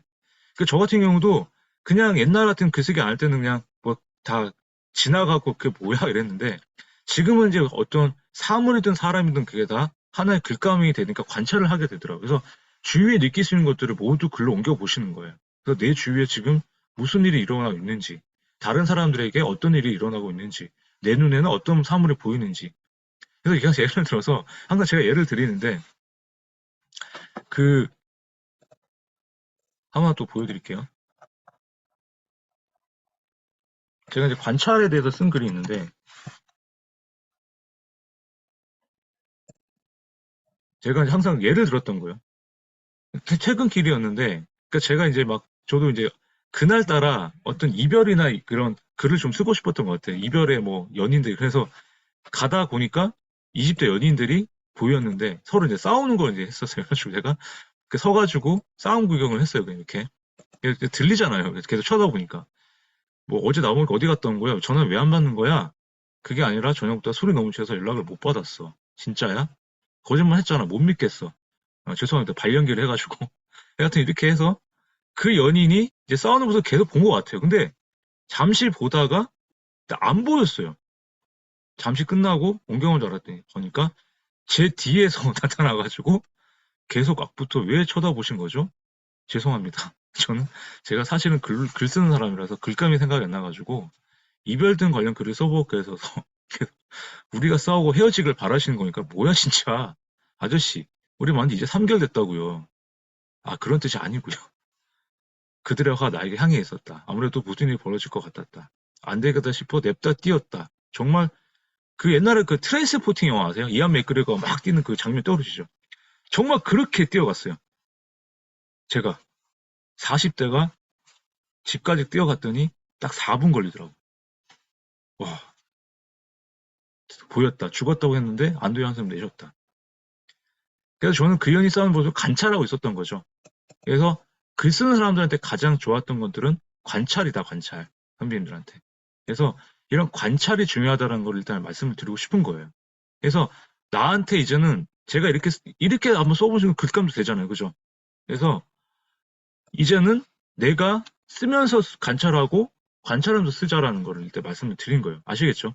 그렇게 한번 해주시면 좋겠고요. 실화죠, 실화.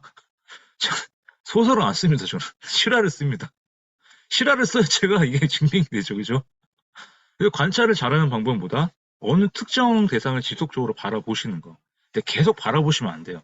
제가 지금도 한 분을 지금 계속 바라보고 있으면 아마 스토킹 한다고 생각하실 거예요. 저는 지금 다 이렇게 선배님들 다 그냥 한 번씩 보고 계시는데 그냥 뚫어져라 보시는 게 관찰이에요. 그래서 그거를 선배님들이 몸짓 하나 이렇게 한 대상에 자세하게 보고 묘사를 하는데 그 묘사할 때 어때요? 관찰과 오감글쓰기가 같이 따라가는 거예요. 그대로. 그럼 두 번째는 이건 이제 독서에 관련된 건데 책을 읽으실 때 선배님들 무조건 이 제자가 맞다고 생각하지 마시고 책을 읽은 다음에 질문을 던져보시고 생각을 하시는 게 관찰하는 거예요. 하고 똑같이 보시면 돼요. 세 번째는 아까 말씀드렸죠. 예술 작품을 많이 보자라는 거. 예술 작품을 많이 보고 저도 잘 모르는데 그냥 요새 가끔 갤러리 같은 데 가서 보면은 그림을 보고 그냥 써봐요 이렇게. 근데 그런 게 되게 도움이 많이 된다는 거예요. 관찰이 곧 작가한테 가장 필요하다라는 거 오늘 말씀을 또 드렸고요. 그래서 다섯 번째는 이제 이거는 방법론인데 선배님들이 만약에 이제 글을 쓰실 때 너무 내가 잘 모르겠어. 그러면 어떤 글감이 있을 때 쓰기 전에 리스트를 이렇게 적어보니까 어떤 목록을 만들어 보시는 거예요. 그러니까 제가 좀 혀가 좀 발음이 잘 안 되는 그 리스트를 적어 보시는 건데 대상을 정해놓고 떠오르는 여러 가지를 이제 연상해서 좀 예를 들어볼게요. 우리 권호 선배님께서 지금 계속 인상을 쓰고 계신데 내가 학업을 내 강의를 들어야 될까 지금 나가야 될까 이걸 쓴다 말쳐요. 강의를 들어야 되겠다 하시면은 리스트를 적는 거죠. 강의를 들으면 뭐가 좋을까? 황사희 작가의 강의 그 얼굴을 계속 보는 것도 좋다. 그게 단점일 수 있고 장점일 수 있겠죠.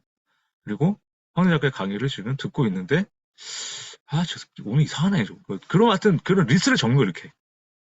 그거를 쭉 길게 늘었으면 뭐가 돼요? 하나의 글이 되겠죠. 아시겠죠, 뭔지. 떠오르는 거를 키워드를 정해서 한 줄 적어보는 거예요. 이렇게 표를 만들든가 아니면 이렇게 마인드맵을 적어보든가 키워드를 이렇게 마인드맵을 황상열 해놓고 공포, 전염병, 식은땀 이렇게 그러면 황상열 작가의 강의 들었더니 공포가 들어서 오늘 코로나가 걸릴 것 같아서 식은땀 흘렀다. 이렇게 한 줄이 이렇게 연결이 되겠죠. 이렇게 마인드맵을 떠오르게 하면은 그게 하나의 그 문장이 된다라는 거예요. 그래서 저도 많이 쓰는 게 마인드맵인데 그 전에 선배님들이 어떤 글을 쓰실 때 딱 정해놓고 그거를 이렇게 생각에 연상을 해서 정리를 한 다음에 그거를 문장으로 만들고 그 문장을 길게 더 묘사를 해서 길게 늘어뜨리면 하나의 글이 되겠죠. 그래서 이렇게 한번 글을 쓰기 전에 마인드맵을 먼저 사용해서 한번 해보자라는 거. 이것도 근데 도움이 많이 되실 거예요, 진짜로. 그리고 여섯 번째는 이제 기억을 떠올려서 적어 보시는 거예요. 기억을 떠올려서. 그래서 기억을 떠올려서 적어 보시는데 잊고 있던 선배님들의 그런 어떤 이제 기억들 이거는 제일 많이 쓰시는 방법이죠. 인생에서 이미 결정났던 일들, 어린 시절의 꿈들 이런 것들은 다 쓰셨으니까 우리 공조 쓰시는 분들도 아실 거잖아요. 이게 제일 많이 쓰시는 거예요. 회상 방법이니까. 그래서 6번도 계속 활용을 하셨으면 좋겠고요. 그리고 7번은 조금 다른 얘기인데 이거는 아까 제가 영혼에 대하여 아까 말씀드렸죠. 마키아벨리 나오고 막 얘기했던 거. 그래서 이거는 선배님들이 내 자신과 내적으로 나눈 대화 형식으로 한번 글을 써보시는데 생애에 보내지 못할 대상한테 한번 그 써보시는 글도 좋다. 어떠세요? 생애에 잊지 못할 대상 한 명씩은 있으시죠? 없으신가요? 다 그냥 배우자만 사랑하셨던 거예요? 아니잖아요. 그 전에 다 아니세요? 저만 이상한가요? 저 원래 좀 이상한 사람이에요. 그래서 아마 지금 집사람이 만약 들어온다면 저는 아마 또 쫓겨나겠죠. 근데 저는 생애에 보내지 못할 대상한테 편지를 많이 써봤습니다. 그래서 백승준 선배 울지 마시고요. 네. 그, 분명히 있으니까 지금 웃고 계신 거죠. 지금 이모티가 그죠? 네. 그 권옥 선배님은 애써 그냥 외면하시는 것 같은데 표정이 그리고 조진보 선배님도 별로 이렇게 무표정 하신 거 보니까 그런 사람이 없으신 것 같고 서희 선배님은 뭐 좀 의미심장한 표정을 지고 계신데 아무튼 편지 형식으로 대화하는 형식으로 이렇게 한번 써보세요. 상렬아 잘 지냈니? 10년 전에 나한테, 20년 뒤에 나한테. 그래서 그런 주제가 있으면 그렇게 한번 나한테 한번 글을 써보실 때는 좀 편안하게 대화하는 형식으로 편지 이렇게 써보시면 그것도 감성적인 그 글쓰기 그룹도 많이 늘어나거든요. 그래서 그런 글쓰기도 한번 해봐라. 그리고 여덟 번째, 이거 가장 중요합니다. 하나의 단어로 주제를 확장시켜 보시는 거예요. 선배님도 이제는 비라는 주제가 있어요. 비라는 주제가 있는데 비라는 주제를 가지고 장점을 써보고 단점을 써봤을 때 비가 내리면 뭐가 좋고 비가 안 오면 뭐가 좋고 비가 왔을 때 뭐가 좋고 이런 것들을 해가지고 여러 개의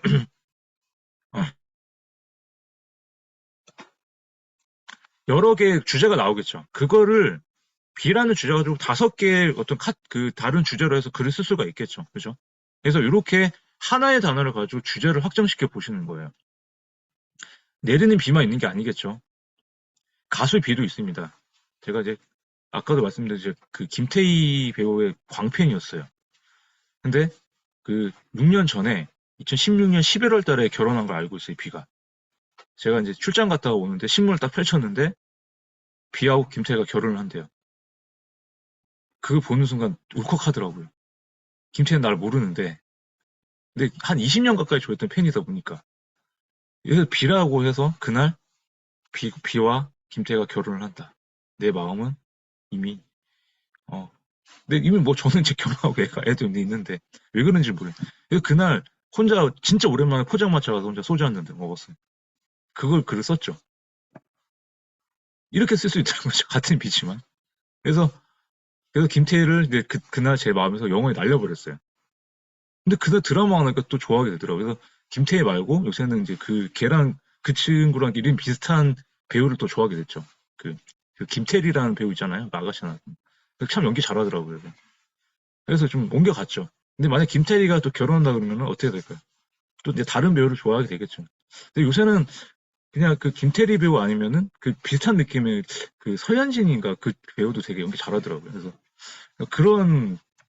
그래서 그 친구들이 또 결혼하면 또 글을 쓰겠죠. 잘 가라, 굿바이 막 하면서 이렇게. 그래서 이렇게 하나의 단어로 주제를 확정시켜 본다. 그래서 자녀라는 주제로 했을 때 자녀에 대한 확장을 시켜서 자녀의 공부, 성적, 자녀의 건강, 자녀 이성 문제 이렇게 쓸 수가 있겠죠.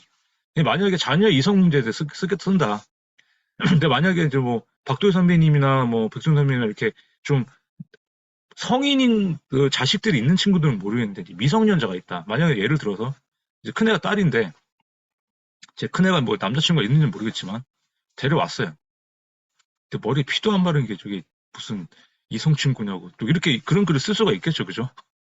그래서 이렇게 하나의 단어를 가지고 5개로 이렇게 해서 월화수목금 다른 글을 쓸 수가 있겠죠. 그래서 한번 선생님들도 하나의 단어를 가지고 쓸 그 글감이 없으면 그 단어에 대한 장점, 단점, 뭔가를 찾아가지고 글감을 나눠서 이렇게도 한번 써봐라.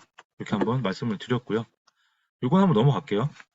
이제 마지막으로 정리를 해보겠습니다. 그럼 글을 쓰기 쉬운 가장 쉬운 방법은 뭘까? 쉽다는 것보다 이제 수월하게 쓰는 방법을 이제 하나씩 알려드릴게요. 책이 인상 깊은 구조를 쓰고 자기 생각을 적는다. 아까 제가 뭐라 그랬어요? 남의 글 플러스 나의 생각을 적자. 이게 가장 쉽다고 말씀드렸잖아요. 그래서 이제는 책이 인상 깊은 구절이 있다 그러면은 그걸 쓰시고 그 다음에 자기 생각 한 3줄만 적어보세요.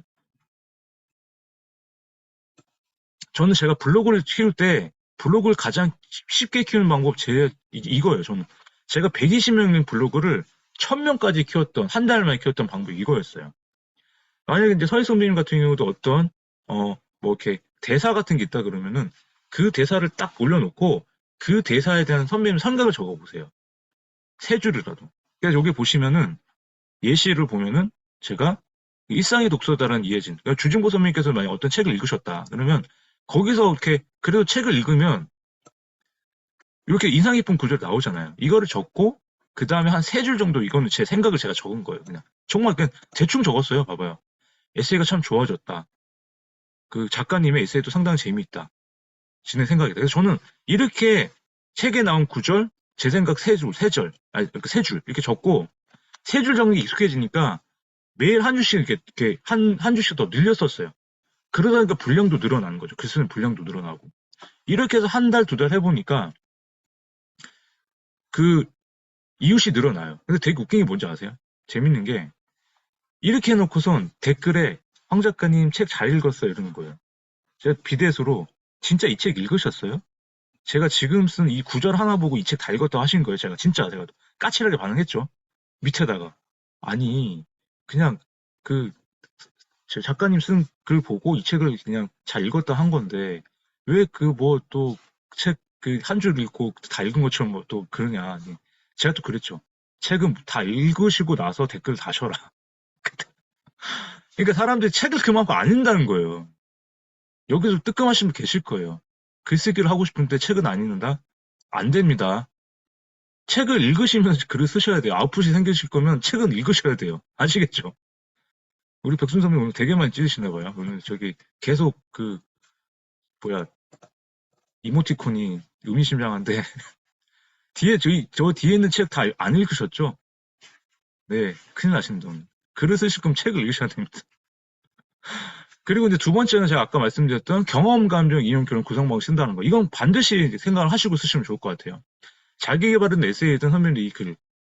그래서, 일단 건우 선배님 계속 사진 찍고 계신데 잘하고 계시지만 오늘 제 끝나고 나면 강의 자료랑, 영상은 다 올려드릴 거니까 나중에 또 보시면 됩니다. 그래서 오늘 놓친 것들이 있으시면 또 보시면 되니까 그렇게 하시면 되고요. 그래서 경험, 감정, 이용, 결론 쓰는데 다시 한번 정리를 하면은 처음에 경험 쓰세요. 그 주제에. 그래서 그 경험은 자신이 겪었던 경험을 쓴다. 어떻게 쓴다? 구체적으로 사실을 적고 묘사한다. 말씀드렸죠. 그 다음에 감정은 그 경험에서 느낀 자신의 감정이 어떤지 기록합니다. 어떻게 쓰자? 직접적으로 기뻤다, 슬펐다 이렇게 적는 게 아니라 비유적으로 그 상황을 쓰시고 이건 못하네요. 사람들과 대화할 때 독자에게 어떻게 느껴지는지 쓰자 말씀드렸죠. 그 다음에 인용은 제일 마지막에 생각을 하시고요. 결론을 먼저 쓰시면 돼요. 경험과 감정을 통해서 어떤 느낀 점, 고쳐야 할 점, 방향 제시 등을 적고 끝마친다.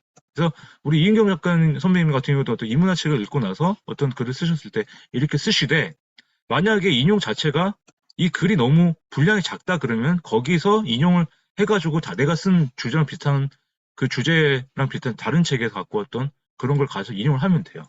그래서 이렇게 하는데 요거를 더 도식화 시켜볼게요. 요거를 처음에 쓰실 때 경험, 감정, 인용, 결론 해가지고 요 구조로 글을 쓰시면 가장 쉽게 쓰실 수 있으실 거예요, 앞으로. 우리 서희 선배님도 그렇고, 권우 선배님도 그렇고, 우리 하민 선배님도 그렇고, 이제는 제가 드리는 댓글 하시는 분들은 이렇게 쓰셔보고, 공조하시는 분들도 연습을 하실 때 보면 이렇게 하시면 좋을 것 같아요. 그래서 오늘 공조 쓰시는 분들 중에 닥치고 쓰기 30일 과정에 들어오고 싶다 하시면 들어오세요. 신청을 하시고, 돈 내시고. 그럼 같이 해서 매일 글을 쓸 수 있으시니까, 그건 한번 제가 또 안내를 해 드릴게요. 그래서 오늘은 같이 이제 글쓰기를 강의를 하다 보니까, 이렇게 해서 분량을 어떻게 하냐면, 저는 블로그 글은 딱 A4 한 장이에요, A4 한 장. 한글로 해서 A4 한 장을 딱 쓰거든요. 글자 크기 10에 자강 크기 160으로 해가지고, 저는 글을 쓸 때 한글 프로그램에다 써가지고 그거를 블로그에다 갖다 붙여요, 저는. 제가 쓸 때는. 그냥 쓰는 게 아니라.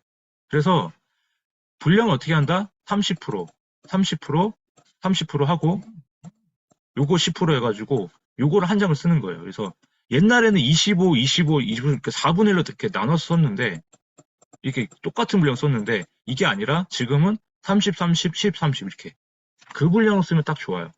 책 쓰기도 똑같아요. 책 쓰기는 그걸 두 장을 쓰면 되는 거고 블로그 글은 칼럼 글 쓰면 한 장 정도 쓰는 게 딱 좋아요. 그래서 제가 딱 제 블로그 보면 딱 한 장 정도 되거든요. 한 장 좀 넘거나 지금 아까 보여드린 글들이. 그래서 그렇게 좀 선배님들 한번 보여주면 좋겠다. 그래서 제가 쓴 걸 한번 더 보여드릴게요. 저는 어떻게 쓰냐면 여기 보세요. 제가 이제 이게 오늘 이제 쓰려고 하는 거예요. 지금 이제 하얼빈 이제 책을 읽고 이번에 베스트셀러 아시죠? 하얼빈 책. 그래서 이걸 보고 이제 오늘 리뷰를 쓸 건데 이렇게 저는 이거 그 해가지고 보시면은 글자 크기 10에 자간 160 보이시죠? 이게 책 쓰기 온 거의 기본 틀이에요. 그러니까 저는 여기다 써가지고 나중에 다 쓰면은 이거를 이렇게 복사를 해가지고 복사를 해서 블로그에 갖다 붙여요. 사진 넣고. 그렇게 써요, 저는. 그래서 요 정도 분량이면 저게 여기 지금 딱 검은색 보이시죠? 요 정도가 딱 한 장이거든요, 이렇게. 요 정도가 블로그 글이 딱 좋아요, 선생님. 칼럼을 썼을 때. 그래서 요 정도에서 경험, 감정, 인용, 결론 쓰자. 그리고 여기 보시면 제가 맨날 이렇게 한 칸씩 떴죠, 이렇게. 문단 나누기를 하시는 게 보기 좋은 글이 되기 때문에 선배님들 그리고 문단을 나누면 어때요? 분량이 확 늘어나죠. 어때요? 안 붙였어도 되게 좋죠. 그래서 문단을 나누면서 편하게 쓰셔라. 경험, 감정, 인용, 결론 순으로. 오늘은 그것만 기억을 하셔도 선배님들이 가져가실 게 많으실 거예요. 아시겠죠?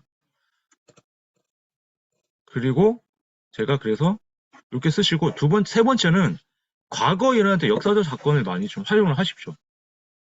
그래서 과거에 일어났던 역사적 사건을 많이 활용을 하시는데 여기 보시면 요새 나치 말고 요새는 어떤 러시아가 우크라이나 침공을 했잖아요. 그래서 전쟁을 하면 안 된다라는 어떤 글을 쓰게 되면은 누구나 아는 이런 역사적 사건을 갖고 와서 인용을 하시면은 사람들의 공감을 얻을 수가 있는 거죠. 그래서 나치의 만행을 쓰고 근데 유대인들을 학살한 건 나쁜 짓이다. 그래서 우리는 전쟁이라는 거에서 평화를 지켜야 된다. 그리고 옆에 같은 경우는 이제 그 20년 전에 일어났었던 21년 전에 일어났던 어떤 그 9.11 테러 기억나시죠? 그때 다 살아 계셔서 아시잖아요. 그죠? 그때 저는 제가 군대에 있었습니다. 제가 병장 때였고 제대를 몇 달 안 남겨두고 있었는데 이제 그때 2001년도 2월 달이 9월 달이었죠. 2001년 9월 달에 9.11 테러니까. 이제 그때 했던 드라마가 있었어요.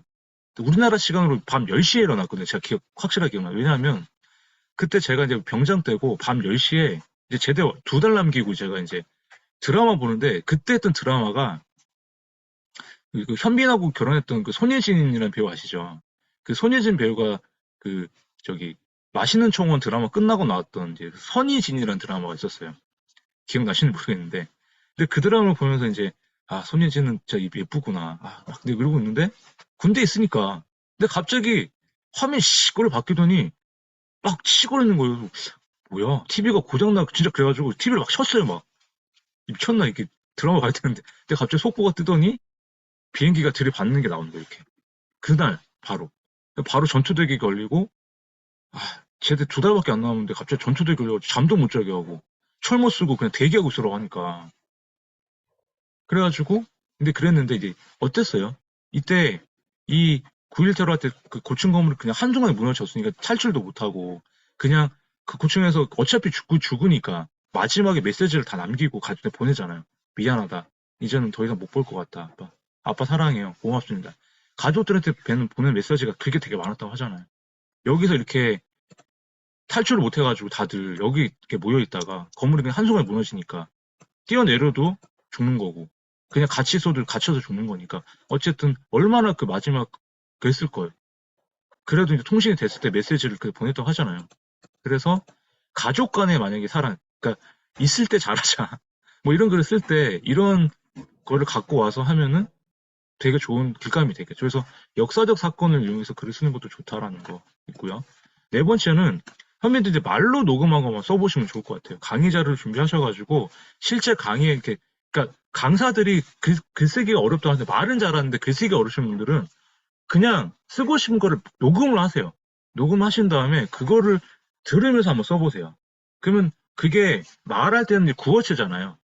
근데 글로 쓰면은 구어체로 쓴 거를 그대로 쓴 거를 다시 수정할 때는 문어체로 만드시는 거예요. 그래서 실제로 저는 강사분들한테 책 쓰기 할 때도 그냥 강의 자료를 만든 다음에 강의 자료를 한 걸 지금처럼 녹화를 해서 녹화한 거를 나중에 다 듣고 나서 내가 듣고 나서 그 녹화한 거를 적으시는 거, 녹취록 적는 것처럼.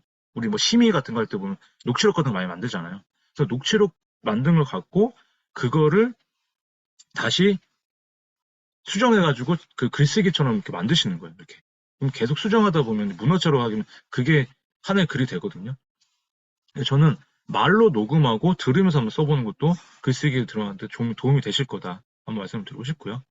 그 다음에 필사를 많이 하셨어요. 필사를. 필사를 많이 하시나요? 필사를 하는 목적은 뭐냐? 말씀드렸죠. 그냥 좋은 문장을 모으는 게 아니라 그 좋은 문장을 선배님들이 쓰고 계신 그 문장에다가 치환을 시키시는 거예요. 그래서 어제도 제가 이제 그 다른 멘토 인터뷰 때문에 이제 뭐 우승 대표님한테 2번째 인터뷰를 하게 됐는데 그 필사를 하면 왜 필사를 하는지 물어보시는 분이 계시더라고요.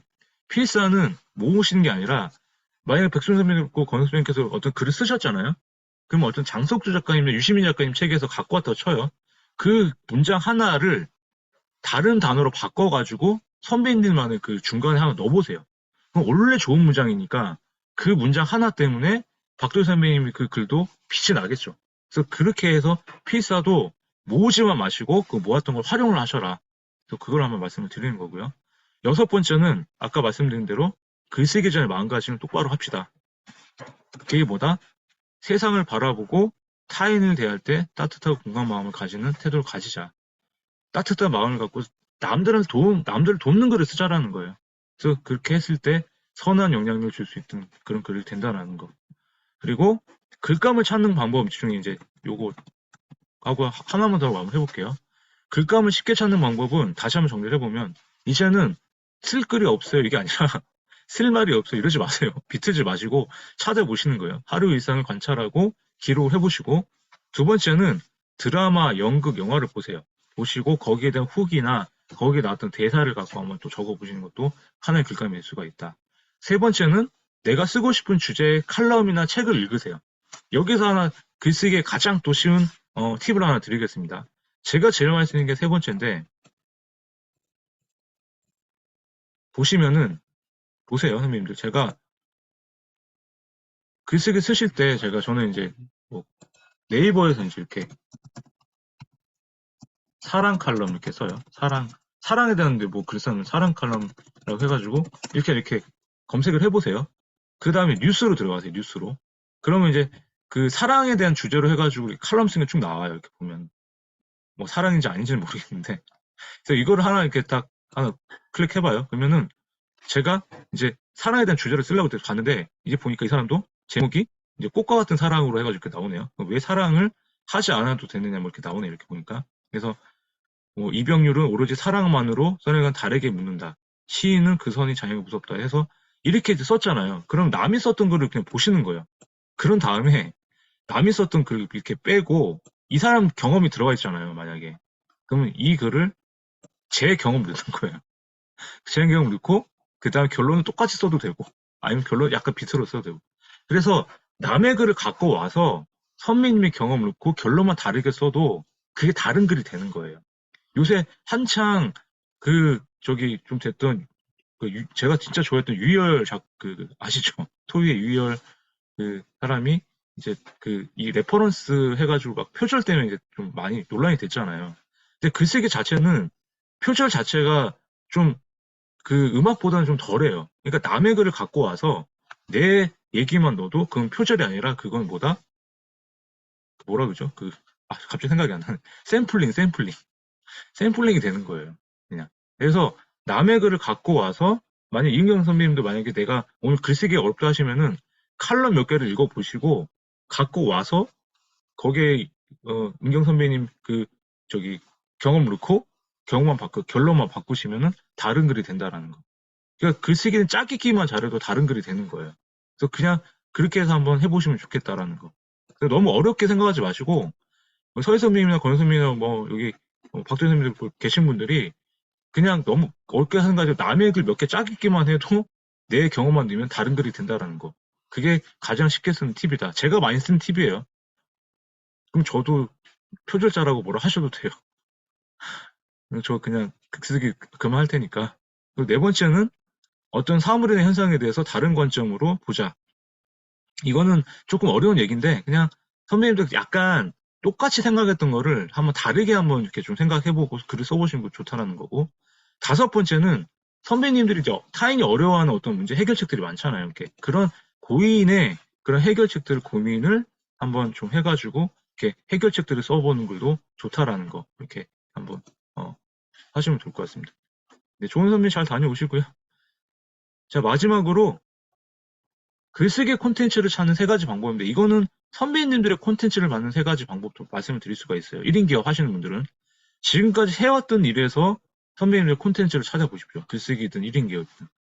두 번째는 어떤 분야에서 그러니까 내가 꼭 일을 안 하더라도 부동산 투자에서 성공을 했든 안 했든 그런 경험들. 저 같은 경우는 책 쓰기를 통해서 책을 낼 수도 있었고 책을 못 낸 것도 있어요. 그런 성과와 실패의 경험에서 선배님들의 어떤 분야에서 그런 걸 가져오시면 콘텐츠가 될 거고 세 번째는 만약에 내가 모르는 분야다. 지금 권호 선배님 하시는 어떤 내가 일에 대해서 메타버스가 궁금하다면 메타버스에 대해서 책을 읽고 어떤 공부를 하고 정리해서 그거를 적용해보는 거죠. 그런 게 콘텐츠가 될 수 있다라는. 그래서 저는 이 세 가지가 선배님들한테 1인 기업이나 글쓰기나 책쓰기나 콘텐츠를 찾을 수 있다고 생각이 들어요. 그래서 이 세 가지를 한번 기억을 하셨으면 좋겠고요. 그리고 공감 가는 글 쓰는 법은 이제 마지막으로 말씀드리는데 공감 가는 게 뭐예요? 소통을 잘하는 거. 그러니까 그래 맞아 그랬었지라고 그렇게 느끼면서 감동하거나 슬프거나 웃거나 뭐 흥미롭거나 그럼 공감 가는 글 쓰는 뭐 어떻게 하느냐 잔소리하는 게 아니라 같은 눈높이를 보고 나서 남의 일 같지가 않네 이렇게 보듬어 주는 것처럼 어떤 문제점을 제시해주고 같이 걱정을 해주는 거죠. 이렇게. 그러니까 보통 이 공감 가는 글쓰기 마지막 같은 경우는 항상 뭐뭐 하자, 뭐뭐 합시다 이게 아니라 뭐뭐 하면 어떨까요? 이렇게 하면 어떨까요? 이렇게 끝내는 게 공감 가는 글쓰기의 마지막 결론이 그렇게 보시면 돼요. 그리고 누구나 겪는 일이기 때문에 공부와 취업 어떤 이런 만약에 예를 들어 우리 종혜 선배님 들어오시지만 종혜 선배님 같은 경우도 지금 뭐 미용 일을 하시면은 그런 경영을 하시면 그런 뭐 소상공인들한테 같은 이렇게 좀 나눠줄 수가 있잖아요. 그런 애로사항 같은 거. 그래서 본인들이 지금 갖고 있는 선배님들 하고 계신 일이나 본인의 그 상황들에 대해서 이런 누구나 겪는 일을 가지고 내가 겪었던 일을 가지고 에피소드를 가지고 그들한테 전달할 수 있으면 같이 공감이 되겠죠. 그래서 그렇게 소통하는 글이 좋다. 세 번째는 아까 결론 짓지 말라라는 게 잔소리하지 말라는 제가 이인경 선배님한테 제발 책 좀 읽으세요. 왜 글 안 쓰세요? 막 이러면 저 새끼 뭐야? 뭐 이렇게 생각 들 거 아니에요. 잔소리 못해요? 미친 거 아니야? 이렇게 생각 들 거잖아요. 그죠? 그게 아니라 같이 하더라도 뭐뭐 같이 해보면 어떨까요? 같이 이렇게 왜 어떠셨어요? 글을 쓰기 어려우셨어요? 이렇게 소통하는 게 이게 소통에서 공감이 되는 거잖아요. 그죠? 일방적으로 막 뭐라 하면은 받아들인 사람이 그렇게 받아들이지 않을 거니까. 그래서 공감 가는 글쓰기는 이렇게 한번 생각을 하셨으면 좋겠다 말씀을 드리고 싶고요. 그래서 글이 좋아지는 법은 앞에는 다 그냥 잊으셔도 요거는 한번 기억하세요. 일단은 군더더기 없이 그냥 쓰십시오. 그리고 문장은 길게 말고 짧게 쓰자라는 거 생각을 하시고요. 그리고 다 쓰고 나면 소리내어 읽으면서 고쳐보시면 좋을 것 같고요. 그리고 한 가지 주제는 한 가지 주제만 쓰자. 그리고 매일 조금씩 쓰자. 루틴이 필요하다라는 거. 그리고 여섯 번째는 같은 의미를 반복해서 사용하지 말자라는 거. 그 같은 의미라는 게 뭐만 것이다 하면 그 다음에 뭐만 것이다 이렇게 쓰지 말고 뭐만 것이다 했으면 뭐 한다 이렇게 좀 했으면 좋겠고요. 그리고 일곱 번째는 내 경험이 들어간 얘기가 중요하다. 스토리텔링으로 쓰자라는 거 이렇게 말씀을 드리고요. 글쓰기 팁은 다 말씀을 드렸고 요거 하나만 말씀을 두 개만 요거랑 요거 요거 아니구나. 요거. 선배님들 쓰실 때 입장을 분명히 하고 쓰십시오. 입장을 분명히. 처음에 내가 행복하자로 글을 썼는데 마지막에는 행복은 아닌 것 같아요. 이렇게 쓰면 어떻게 돼? 그건 아니죠. 독자들을 설득할 수가 없기 때문에 행복하자 그랬으면 무조건 다 행복하자라는 거. 그 저자는 작가의 입장을 분명히 해야 된다라는 거. 단호하게 쓰라는 거. 그리고 접속어는 과감히 생략을 하셔도 돼요. 그러나 그런데 그리고 하지만 이게 접속사거든요. 근데 그게 문맥상 필요하면 쓰시는데 너무 많이 그러나 그런 데는 안 쓰셨으면 좋겠어요. 그런 게 들어가면은 조금 글이 되게 좀 투박해진다라는 거. 그래서 장시간 잘 들어주셨고요. 선배님 어떠세요? 한번 글을 써보니까 지금 이제 며칠 안 되신 분도 계실 거고 계속 지금 시작하신 분도 계실 텐데 글쓰기는 선배님들이 잊고 살았던 선배님 삶을 발견하고 해석하는 작업이라고 생각이 듭니다. 그래서 잘 쓰는 글은 없어요, 선배님들. 근데 자꾸 남의 글을 잘 썼다고 남의 글을 너무 잘 쓴 것처럼 보이세요. 비교를 많이 하세요. 그 잘 쓴 글은 그 사람이 어떤 스킬이나 이런 게 잘 써 보이는 거지. 왜 남의 글을 잘 썼다고 하시면서 자신의 글을 비하하세요? 자신의 글을 비하하는 건 뭐다? 지금까지 잘 살아왔던 선배님들 인생까지 비하한다고 생각하시면 돼요. 왜? 지금 선배님들은 선배님들의 인생 얘기가 들어가 있고 자기 글이 들어가 있잖아요. 좀 투박하고 아직 그런 스킬적인 부분만 부족할 뿐이지 그 진실성이나 그 진심이 다 담긴 글인데 왜 그 글을 애써 외면하고 애써 안 보여주시려 하는 거예요. 잘 쓰고 못 쓰고는 두 번째 문제입니다.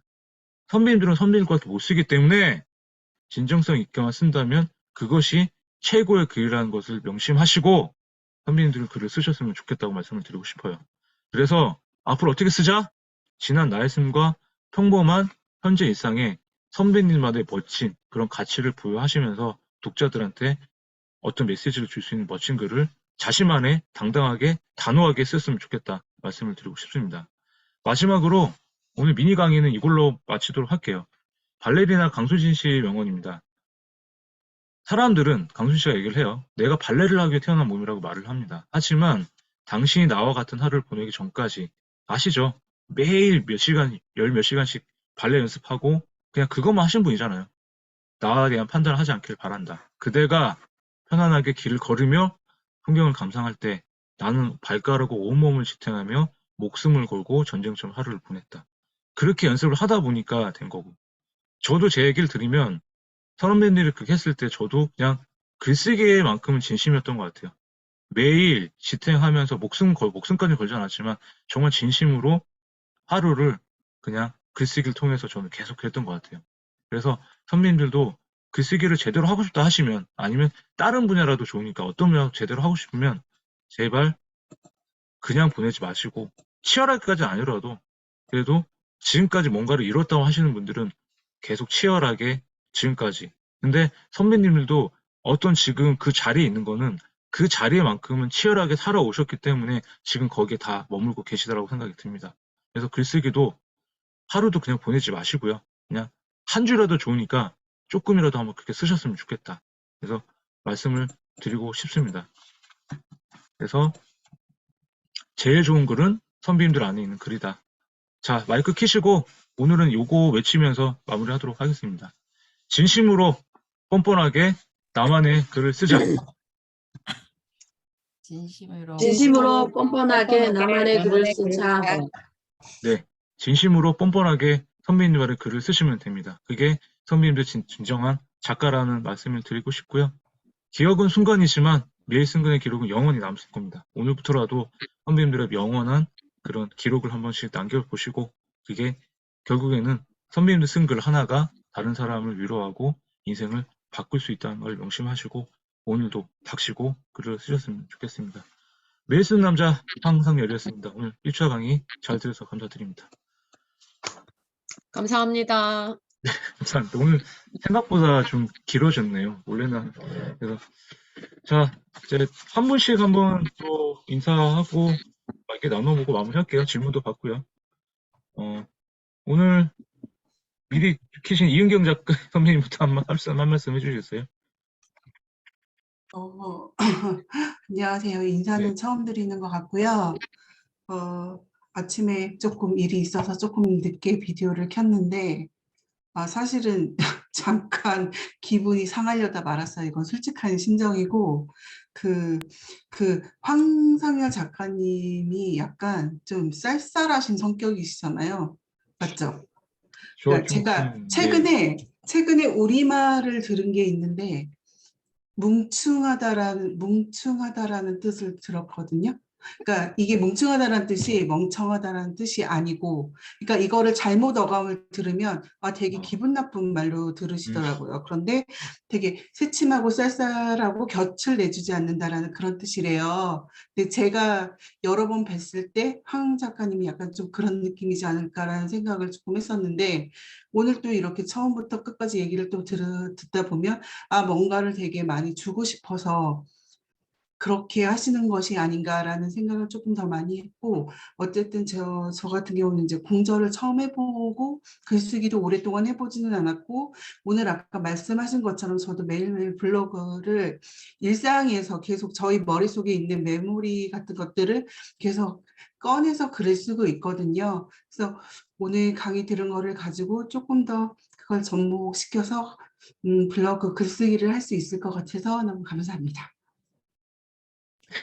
일단 아까 말씀드린 대로 좀 사과의 말씀을 드리면, 제가 좀 그 말씀은 맞아요. 제가 약간 그 말투가, 그러니까 온라인 할 때도 보면은 좀 단호할 때가 있어가지고, 사람들이 좀 약간 오해할 수도 있는 그런 건 있어요. 아까 막 처음에 화면 왜 안 켜냐, 막 제발 좀 켜라. 막 근데 그걸 이제 몇 번 얘기를 하니까 이제 좀 듣는 입장에서는 좀 짜증이 나겠죠, 그죠? 근데 그거는 아까 이은경 선배님 말씀 잘 하셨는데, 그러니까 저도 이제 제가 이제 뭔가 더 이렇게 집중해서 더 드리고 싶은 마음이 더 커서 아마 또 그런 것도 있고, 또 무작정 막 이렇게 뭐 다 해야 된다 이런 마음은 아니다 보니까 그런 거는 오해를 안 하시면 좋겠고요.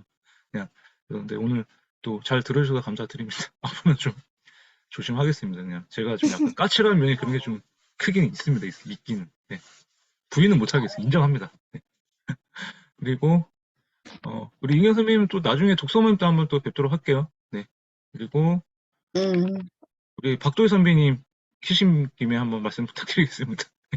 네, 안녕하세요. 네, 안녕하세요. 글쓰기는 저도 처음이고 어쨌든 해보고 싶다는 마음은 많았지만 이번에 그래도 좀 재밌게 해보자. 내 인생의 이벤트